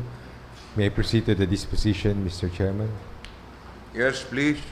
The committee resolved to defer consideration of the matter, considering the absence of the proponent, and direct the Secretary to furnish the barangays of San Felipe, Pacol, Carolina, and Panikwasan copies of the proposed ordinance, and to request their comments within 10 days upon receipt. I so move, Mr. Chairman. Any second? Any objection? There being none, the motion is approved.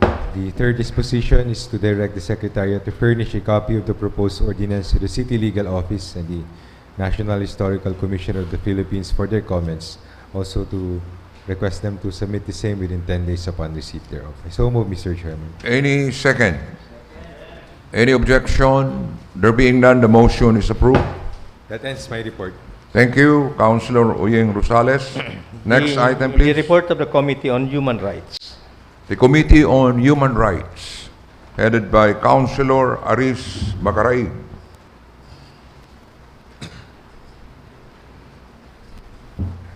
Thank you. Thank you, Mr. Chair.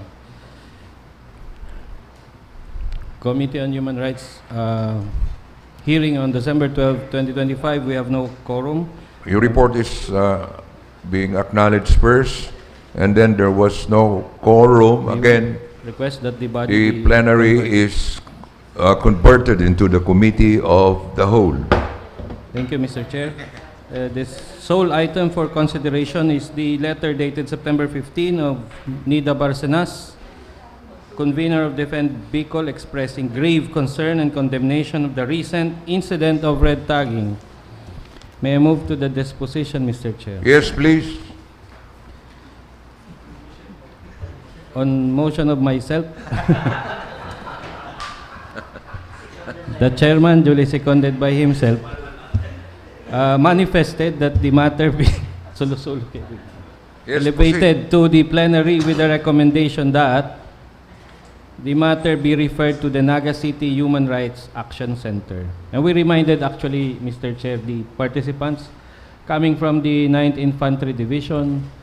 They also have a lawyer around, and from the Philippine National Police, that we have a Naga City Human Rights Action Center stationed at the City Legal Office for appropriate disposition, and that the complainant, Ms. Barcenas, be informed of any progress on her complaint. So moved, Mr. Chair. Any second? Any objection? There being none, the motion is approved. That's my report. Thank you. Thank you, Councilor Macaraig.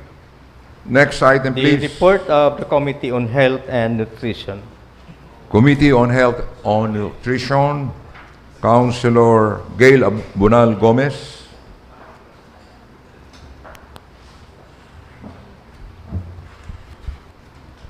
Mr. Chair, for the Committee on Health and Nutrition, may I request acknowledgement of this report? Your report is duly acknowledged. The meeting was held last December 10. There was no quorum, Mr. Chair. So may I So again, we are converting the plenary into the committee of the whole. Mr. Chair, Yes, Councilor Mendoza? I think there is a quorum. In the attendance, I was marked as absent, but I was present. Yes, Mr. Chair. Apologies to the Honorable Mendoza, Mr. So Chair. there was a quorum? There was a Okay. quorum, Mr. Chair. Proceed with your report. For the first item, the proposed ordinance authored by Honorable Vito C. Borja II, establishing the Naga City Comprehensive STI, HIV, and AIDS Prevention, Treatment, Care, and Support Program, and appropriating funds for its implementation and for other purpose. Together with this, Mr. Chair, is the resolution by the Naga City Health Board favorably endorsing the proposed ordinance. May I go to the disposition, Mr. Chair? Yes, please. On motion of the Honorable Jefferson Romeo Felix, seconded by Mr. Eduardo Agomaa Jr., the committee resolved to recommend to the Sangguniang Panlungsod to adopt the recommendation of the Honorable Felix to incorporate in one comprehensive ordinance the proposed ordinances of himself, the Honorable Serio, and the Honorable Borja. Therefore, Mr. Chair, the matter was deferred. Deferred? Okay.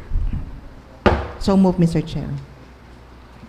The second item is the proposed ordinance of the Honorable David Casper Nathan Serio, strengthening the Naga City's HIV and AIDS response, creating the Naga City AIDS Response Council, integrating HIV activities into the city development plan, providing funding, protecting confidentiality, mandating, reporting, and monitoring, and providing other measures to prevent, treat, care, and support persons living with HIV and at-risk population in accordance with the Philippine HIV and AIDS Policy Act RA 11166 and national guidelines. May I go to the disposition, Mr. Chair? Yes, please. The same disposition with as item number 1, Mr. So Chair. deferred. The third item is the consolidated inspection reports of funeral establishments in October 2025 submitted by the City Health Office. May I go to the disposition, Mr. Yes, Chair? please. On motion of the Honorable Francisco Mendoza, duly seconded, the committee resolved to recommend to the Sangguniang Panlungsod to direct the City Health Office and the City Enro to submit a proposed policy on the operation of funeral parlors in Naga City and to consider the Sanitary Code and Clean Water Act law and other related laws as legal basis. So move, Mr. Chair. Any second? Any objection? There being none, the motion is approved. Furthermore, the body also recommended the following: for those funeral homes without mayor's permit, to refer the same to the City Legal Office and the City Mayor's Office for foreclosure. So move, Mr. Chair. Any second? Any objection? There being none, the motion is approved. For those non-compliant but with business permit, the Sanitation Office closely monitors their compliance. So move, Mr. Chair. Any second? Any objection? There being none, the motion is approved. That's all, Mr. Chair. Thank you. Thank you, Councilor Gail Abonal Gomez. Next item, please. The report of the Committee on Agriculture. Committee on Agriculture, headed by Councilor Frank Mendoza.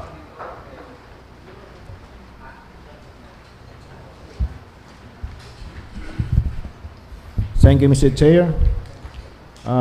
The committee hearing of the Committee on Agriculture was held on December 15. May I request for acknowledgement of the Yes, report? your report is duly acknowledged. Thank you, Mr. Chair. As usual, we had a quorum. You had a quorum? Yes. Okay, good. Thankfully. May I proceed to the first item, Mr. Chair? First item is a letter dated November 18, 2025 of Attorney Crismond A. Liaño, Attorney for City Legal Office, transmitting legal comments on the proposed ordinance authored by this representation entitled Patas Presyo para sa Paraumang Nagenyo. May I proceed with the disposition, Mr. Chair?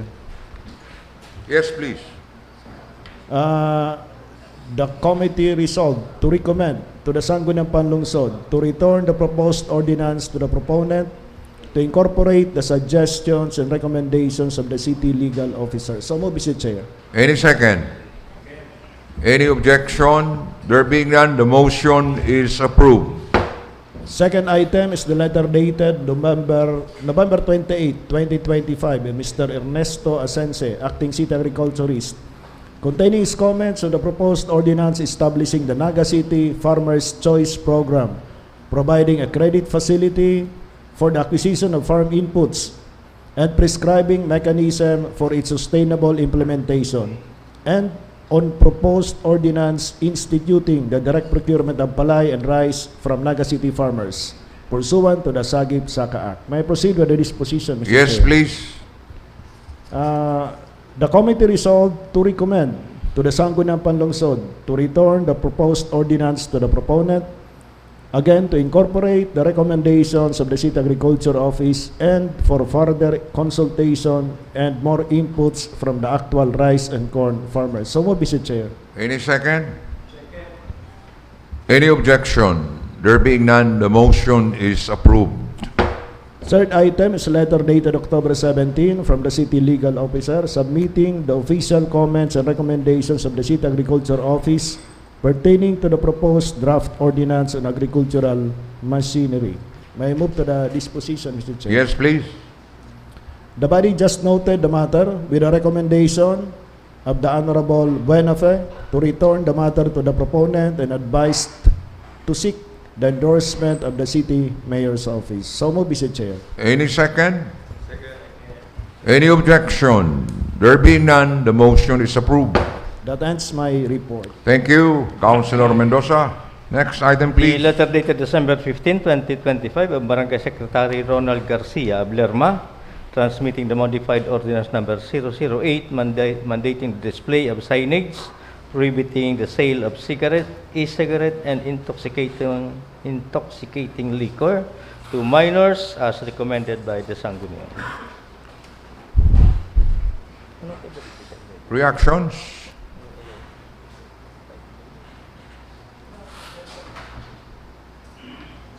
Mr. Chairman, it's Yes, Councilor Rosales. with the Committee on Laws and Ordinances. We will refer this to the Committee on Laws and Ordinances. The letter dated December 12, 2025 of the city accountant pertaining to the financial assistance to Barangay Calawag for their Barangay Day celebration. Chairman of the Committee on Appropriations, Councilor Baldemoro.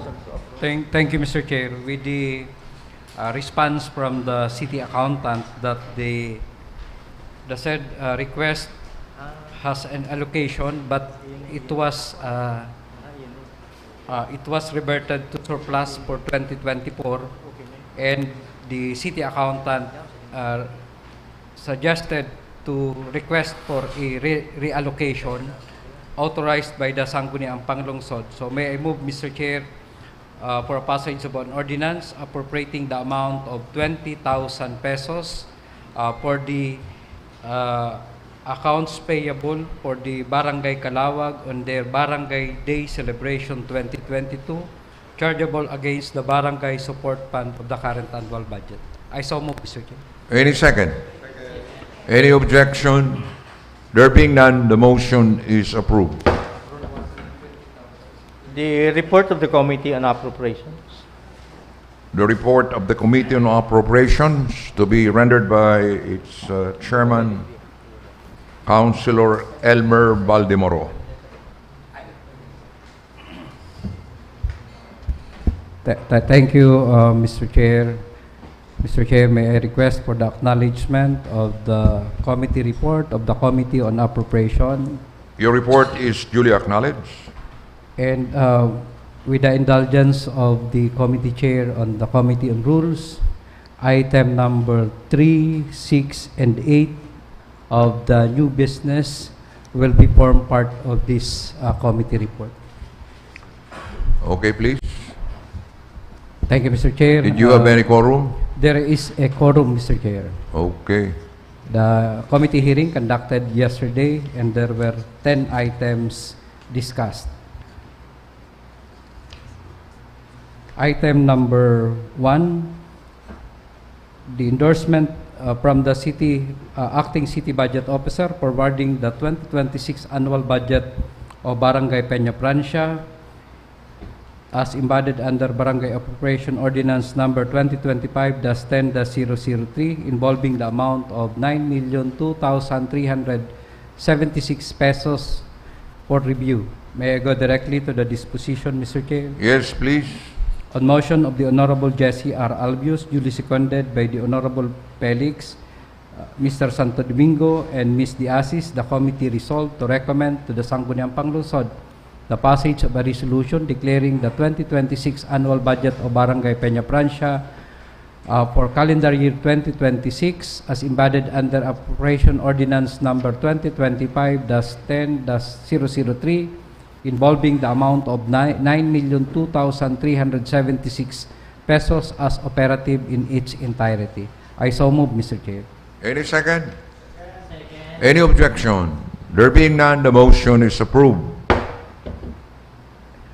Item number 2, endorsement from the acting city budget officer forwarding the 2026 annual budget of Sangguniang Kabataan o Barangay San Felipe for calendar year 2026 involving the amount of 3,267,727 pesos and 40 centavos for review. May I go directly to the disposition, Mr. Chair? Yes, please. On motion of the Honorable Jefferson Felix, duly seconded by the Honorable Albius, Mr. Santo Domingo, and Ms. Diasis, the committee resolved to recommend to the Sangguniang Panlungsod the passage of a resolution declaring the 2026 annual budget of Sangguniang Kabataan of San Felipe, Naga City, as embodied under SK Resolution number 14-2025 involving the amount of 3,267,727 pesos and 40 centavos as operative in its entirety. I so move, Mr. Chair. Any second? Any objection? There being none, the motion is approved. Item number 3, endorsement from Acting City Budget Officer forwarding the 2026 annual budget of Barangay San Felipe embodied under Barangay Appropriation Ordinance number 2025-001 involving the amount of 32,677,274 pesos for review. May I go directly to the disposition, Mr. Chair? Yes, please. On motion of the Honorable Jesse R. Albius, duly seconded by the Honorable Felix, Mr. Santo Domingo, and Ms. Diasis, the committee resolved to recommend to the Sangguniang Panlungsod the passage of a resolution declaring the 2026 annual budget of Barangay San Felipe as embodied under Barangay Appropriation Ordinance number 2025-001 involving the amount of 32,677,274 pesos as operative in its entirety. I so move, Mr. Chair. Any second? Any objection? There being none, the motion is approved. Item number 4, letter dated December 4, 2025 of the City Mayor, seeking disposition and guidance pertaining to the cost of living allowance or COLA of public school teachers of Naga City. May I go directly to the disposition, Mr. Chair? Yes, please.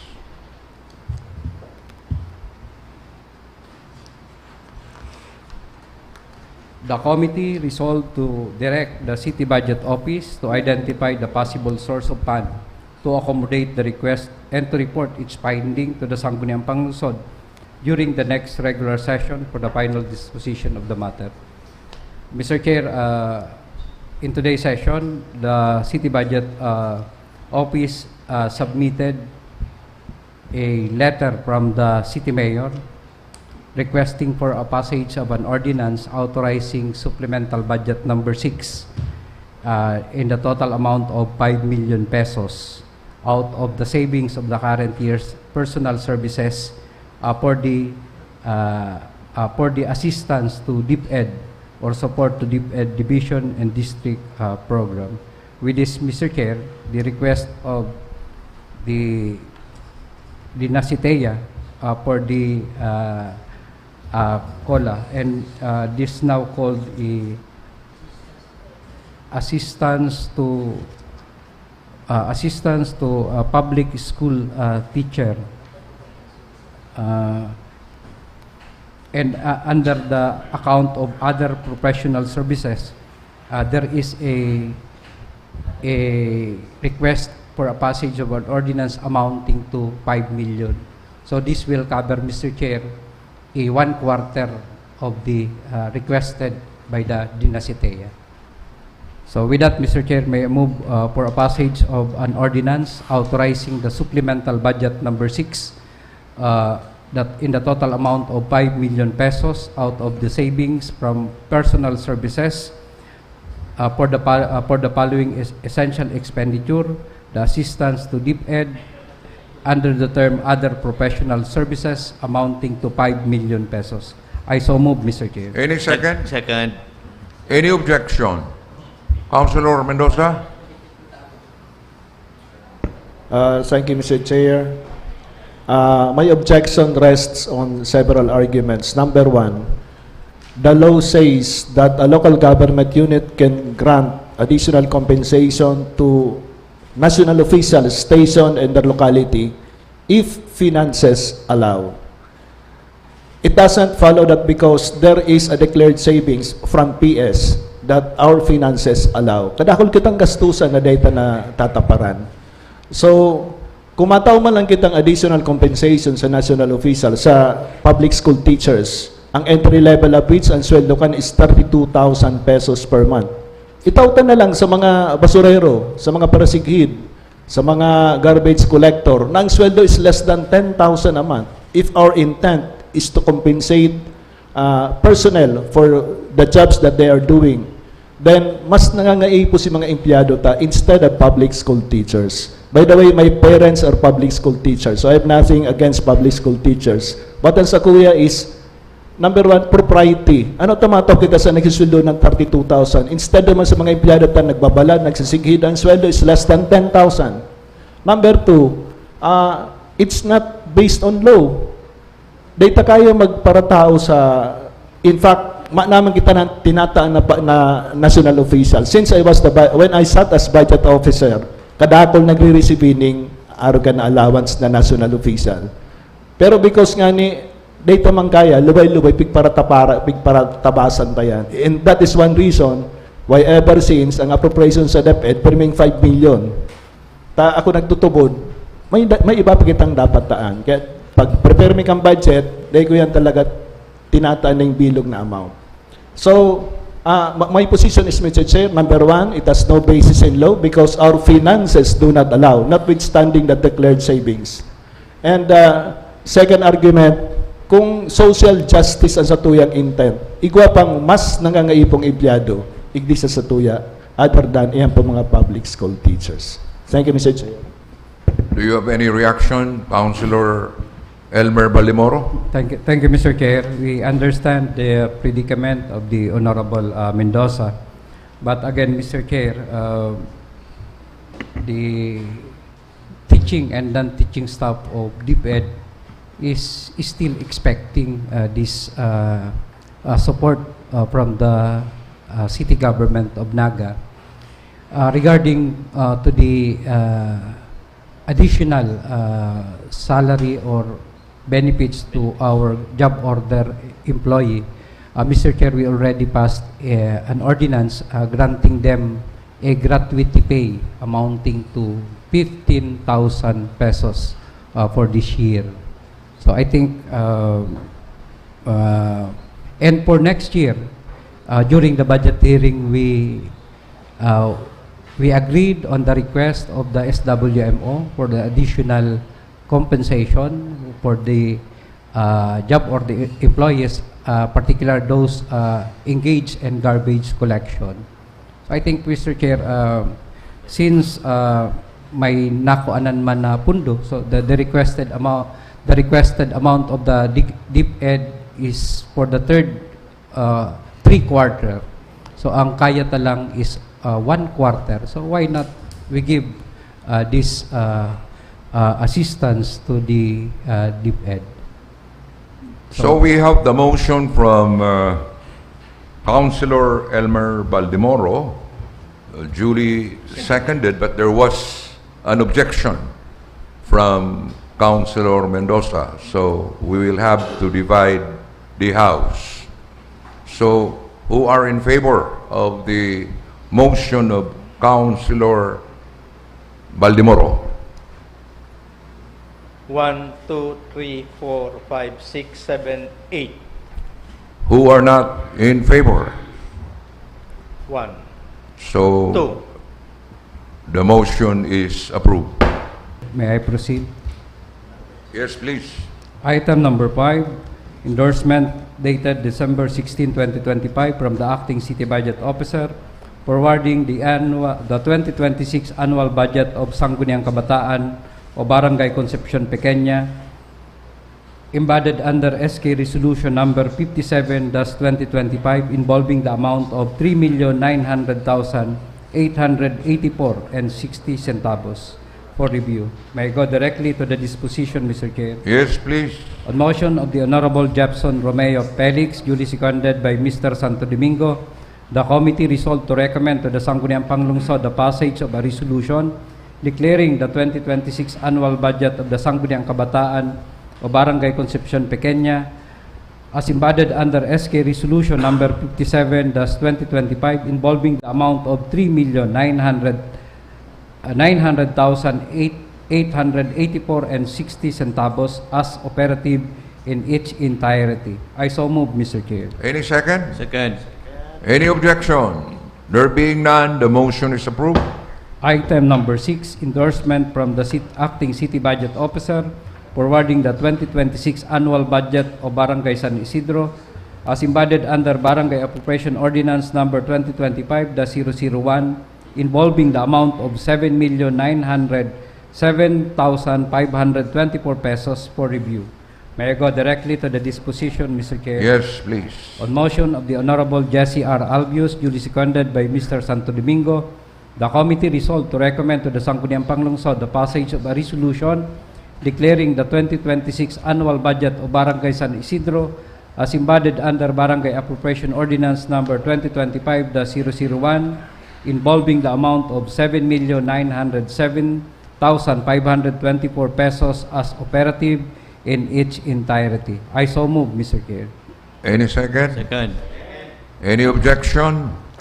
There being none, the motion is approved. Item number 7, endorsement from the Acting City Budget Officer forwarding the 2026 annual budget of Barangay Kararayan as embodied under Barangay Appropriation Ordinance number 2025-02 involving the amount of 32,432,171 pesos for review.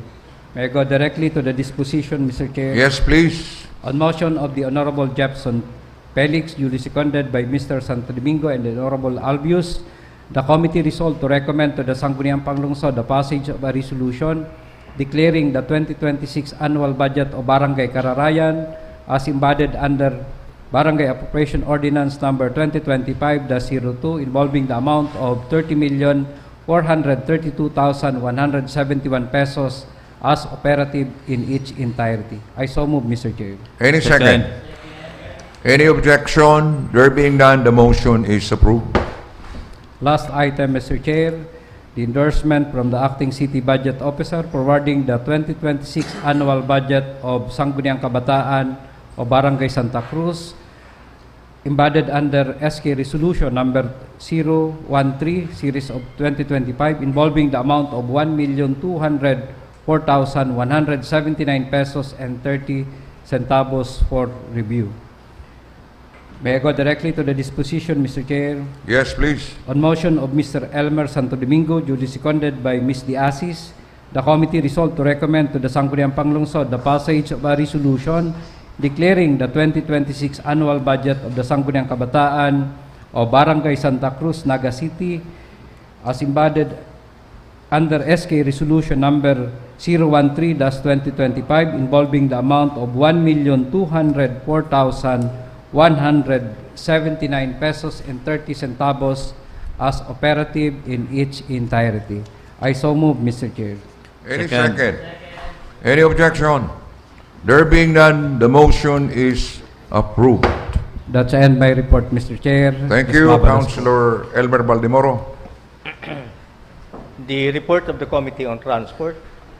The Committee on Transport, headed by Councilor Omar Buenafe.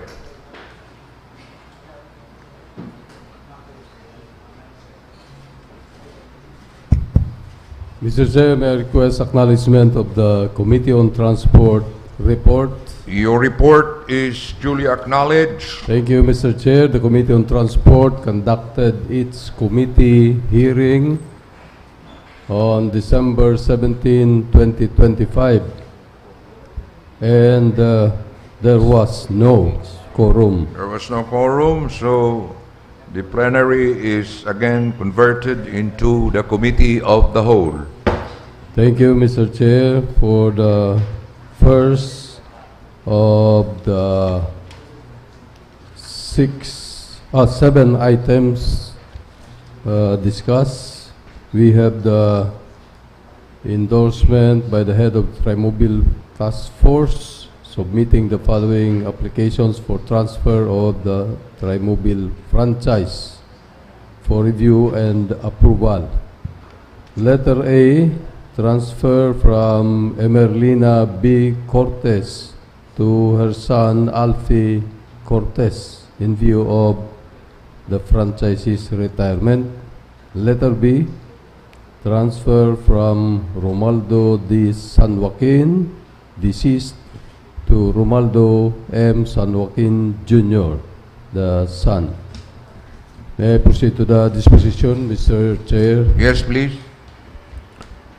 On the application of Emerlina B. Cortez, finding all the documents complete and in order, and considering that the transfer of a Trimobile franchise is allowed under existing city ordinances, the chairman, with the concurrence of Honorable Jesse Albios and Punong Barangay Leoncio Libwit, manifested that the matter be elevated to the plenary with a recommendation for the approval of application of the transfer from Mrs. Emerlina Cortez to her son Alfie Cortez, subject to the completion of all the requirements and the payment of the prescribed fees under existing ordinance. And I so move, Mr. Chair. Any second? Any objection? There being none, the motion is approved. On the transfer of franchise to franchise application rather than a transfer, this is pursuant to the ordinance number 2014-023, which provides that in the event of the death of a franchisee holder or franchise holder, the franchise is automatically deemed open for application with the next of kin given priority. Accordingly, the committee recommends the passage of a resolution approving the application of Mr. Romaldo M. San Joaquin Jr. for the Trimobile franchise number NC05-RTF-0798, subject to the completion of the required documents and the payment of prescribed fees under existing city ordinance. And I so move, Mr. Chair. Any second? Any objection? There being none, the motion is approved. Next is the endorsement of the Trimobile Task Force for the transfer of Trimobile franchise from Roger Brasia to Vincent Paul Brasia by virtue of the retirement of the franchisee, and the transfer from Dominador A. Agor, deceased, to wife Imelda Agor of 2 units of Trimobile franchise. May I proceed to the disposition, Mr. Chair? Yes, please. On the application of Roger Brasia Finding all the documents complete and in order, and considering that the transfer of a Trimobile franchise is allowed under existing city ordinance, the chairman, with the concurrence of Honorable Jesse Albios and Punong Barangay Leonso Libwit, manifested that the matter be elevated to the plenary with the recommendation for the approval of the application for the transfer of franchise from Roger Brasia to his son, Vincent Paul Brasia, subject to the completion of all requirements and the payment of the prescribed fees under the existing ordinance. And I so move, Mr. Chair. Any second? Any objection? There being none, the motion is approved.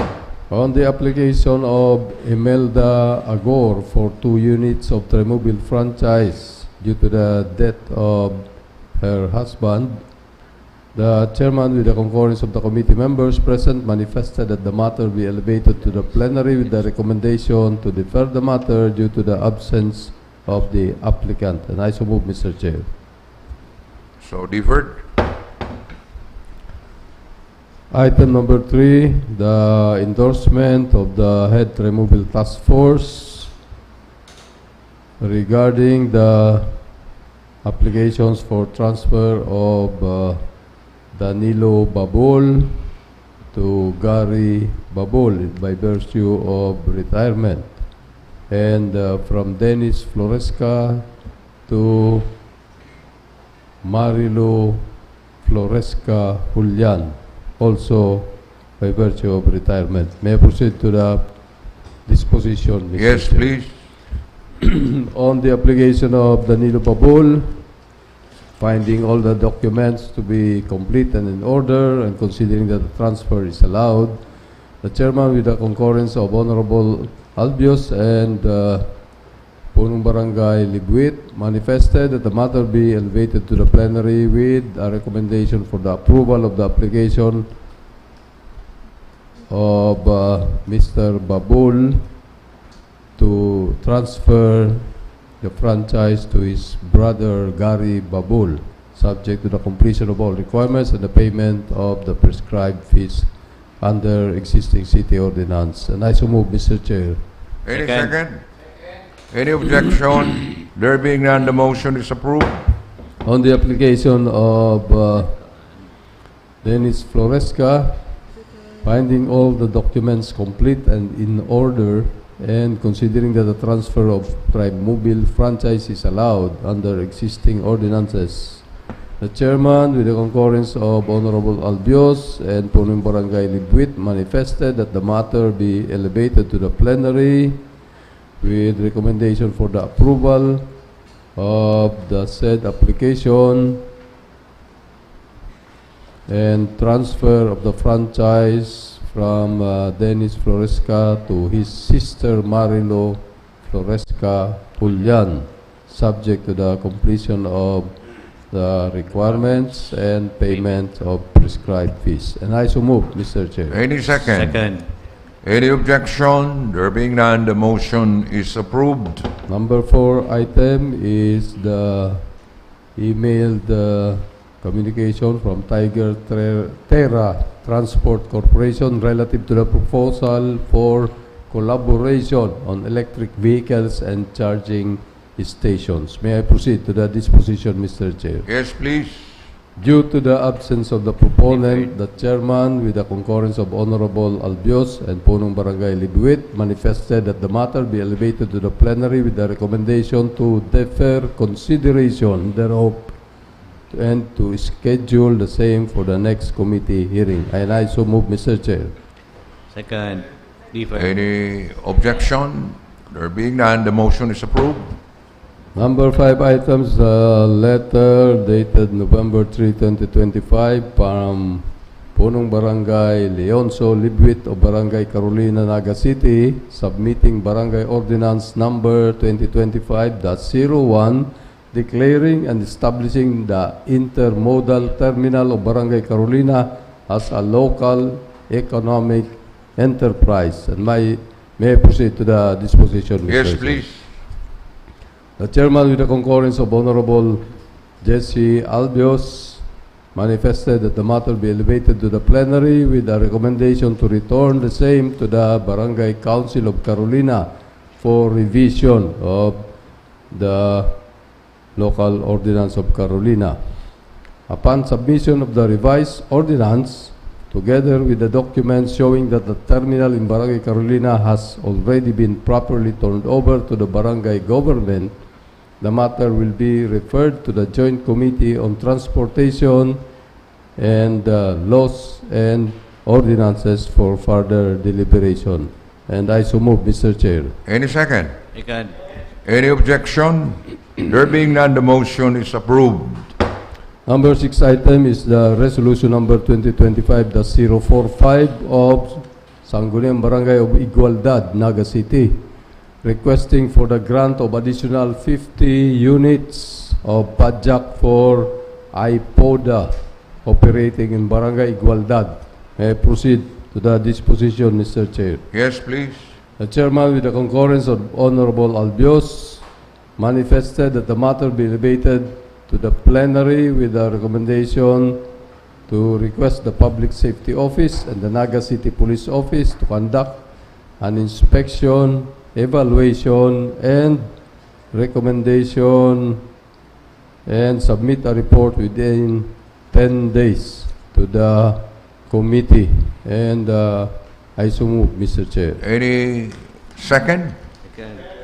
Any objection? There being none, the motion is approved. Last item, item number 7, is the proposed ordinance authored by this representation, Councilor Melvin Ramon Buenafe, entitled An Ordinance Rationalizing the Registration and Use of E-Bikes or Micro-Mobility Vehicles in the City of Naga, thereby amending the City Ordinance number 2023-030, entitled An Ordinance Requiring the Registration of E-Bikes in the City of Naga, providing guidelines and penalties for its implementation and other purposes, and Ordinance number 2024-113, entitled An Ordinance Amending Section 4 of Ordinance number 2023-030, providing guidelines and penalties for its implementation and for other purposes. May I proceed to the disposition, Mr. Chair? Yes, please. The chairman, with the concurrence of the members present, manifested that the matter be elevated to the plenary for presentation of the revised proposed ordinance, incorporating therein the recommendations and suggestions raised during the public public hearing and committee hearings, and to recommend its approval on second reading. Furthermore, the Naga City Bike Board Office was likewise requested to submit a report regarding the pending issuance of e-bike plate numbers, including the reasons for the delay and the measures to be undertaken to resolve this concern. However, Mr. Chair, later during the committee hearing, this concern was addressed by Mr. Hernandez, the Bike Board Executive Officer, who arrived later, and he pronounced that he will fast-track the releases of the e-bike plate numbers that are pending. And regarding the disposition, Mr. Chair, on the proposed e-bike ordinance, wherein the committee has decided to endorse this for second reading during the plenary, I would like to inform this august body that as I speak, the said ordinance is being discussed at the Naga City Transport and Urban Mobility Council meeting that is being conducted now at the Mayor's Office, and I anticipate that there will be some matters that needs consideration. So with that, Mr. Chair, I move that we return to the proponent the proposed ordinance for consideration of the results of the discussion of the Transport and Mobility Council. And I so move, Mr. Chair. Any second? Any objection? There being none, the motion is approved. Thank you, Mr. Chair. That ends my report. Thank you very much, Councilor Omar Bonafé. The Next item, please. budget hearings conducted by the Committee on Appropriations. Councilor Baldemoro. Mr. Chair, could I request a deferment of this item and request for a special session tomorrow? Okay, so we will be having a special session tomorrow. Kindly make the final motion. May we know, Mr. Chair, from the other members on their prepared time tomorrow? 9 a.m. or 10 a.m.? 3 p.m. 3 p.m.? Okay, 10 a.m. 10 a.m. So kindly make the motion. So may I move, Mr. Chair? Mr. Chair, Reaction? there is a request to held it at 1 p.m. So if the other member is available, so that we could wear our attire. No, I think it will be good to have the session in the morning so that we can still. So if it is okay, 10 a.m. Okay. Okay. So may I move, Mr. Chair, for a special session to tackle the 2026 annual budget, to include also, Mr. Chair, the pending matter pertaining to the additional allocation for CNA tomorrow at 10 a.m. Any second? Second. Any objection? There being none, the motion is approved. We will be having. Yes, Councilor Omar Bonafé. Mr. Chair, with the indulgence of the Chairman Committee on Rules, I would like to request that the Committee on Transport be given consideration and be allowed to present the revised draft of the proposed ordinance regarding the rationalization of the registration of e-bikes and micromobility vehicles, because after the meeting today at the City Mayor's Office, Mr. Chair, whatever was taken up there, and I believe there will be only minor modifications on the proposed ordinance, we can present again for second reading and That will be done during approval. the meeting tomorrow. The session tomorrow, Mr. Chair. Yes, okay. Thank you, Mr. Chair. Next item, please. New business. Memorandum dated December 15, 2025 from the City Legal Officer addressed to the Committee on Public Utilities on the draft IRR of Ordinance Number 2025-04. Public Utilities. The letter dated December 16, 2025 by Punong Barangay Maria Cristina Intia of Dinaga sa transmitting Barangay Ordinance Number 2025-002 and 003. Committee on Appropriations. Yes, Councilor Baldemoro. Item number 3, 6, and 8 was already included in the committee report of the Committee on Appropriation. Yes. 3, 6 and 8. Yes. 6, And 8. and 8. Yes, Mr. Chair. Yes, Okay. Your Honors. We are on item number 4 already, Mr. Chair. The letter dated December 16 from Punong Barangay Intia of Dinaga endorsing Ordinance Number 2025-002 and 003. Laws and Ordinances. Number 5, proposed ordinance of Honorable Jesse R. Albius mandating the installation and maintenance of free public Wi-Fi in Plaza Quezon, Plaza Rizal, Kensi Martires to promote inclusivity, digital access, education, and Information community. Technology Committee. The proposed ordinance of Honorable Melvin Ramon Gibenafe institutionalizing the duty of local government officials to promote the city through participation in significant regional, national, international events that benefit the social Committee on Organizational Development and Review. Sunod na sa 9. The letter dated December 10th. Yes. Councilor Omar. Mr. Chair, may I request that it be included and referred to the Committee on External Affairs. Committee on External Affairs. External Relations. Do we have External Relations, Mr. Chair. Committee on External Relations. Thank Okay. you, Mr. The letter dated December 10, 2025 of Punong Barangay Ferdinand Dihita, Balatas, addressed to the Honorable City Mayor pertaining to their claim affecting barangay boundary with Concepcion, Kenya. Yes, Councilor Balimoro.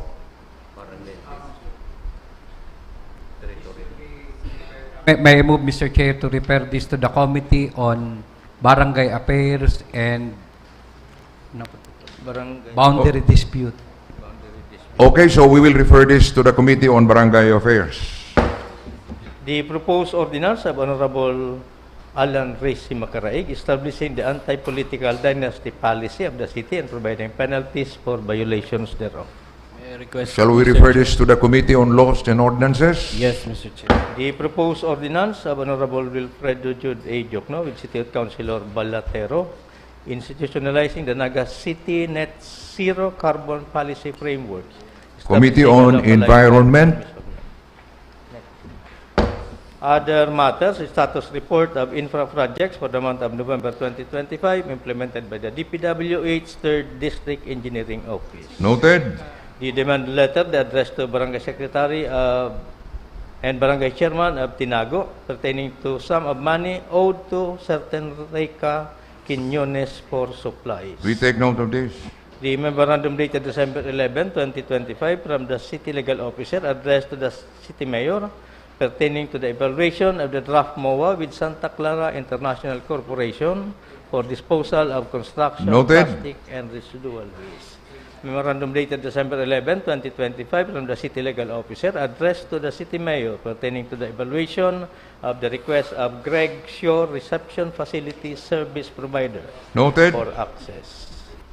The Legal Advisory Memorandum from the City Legal Officer addressed to Mr. Rene Gomba of PSO. Again, noted with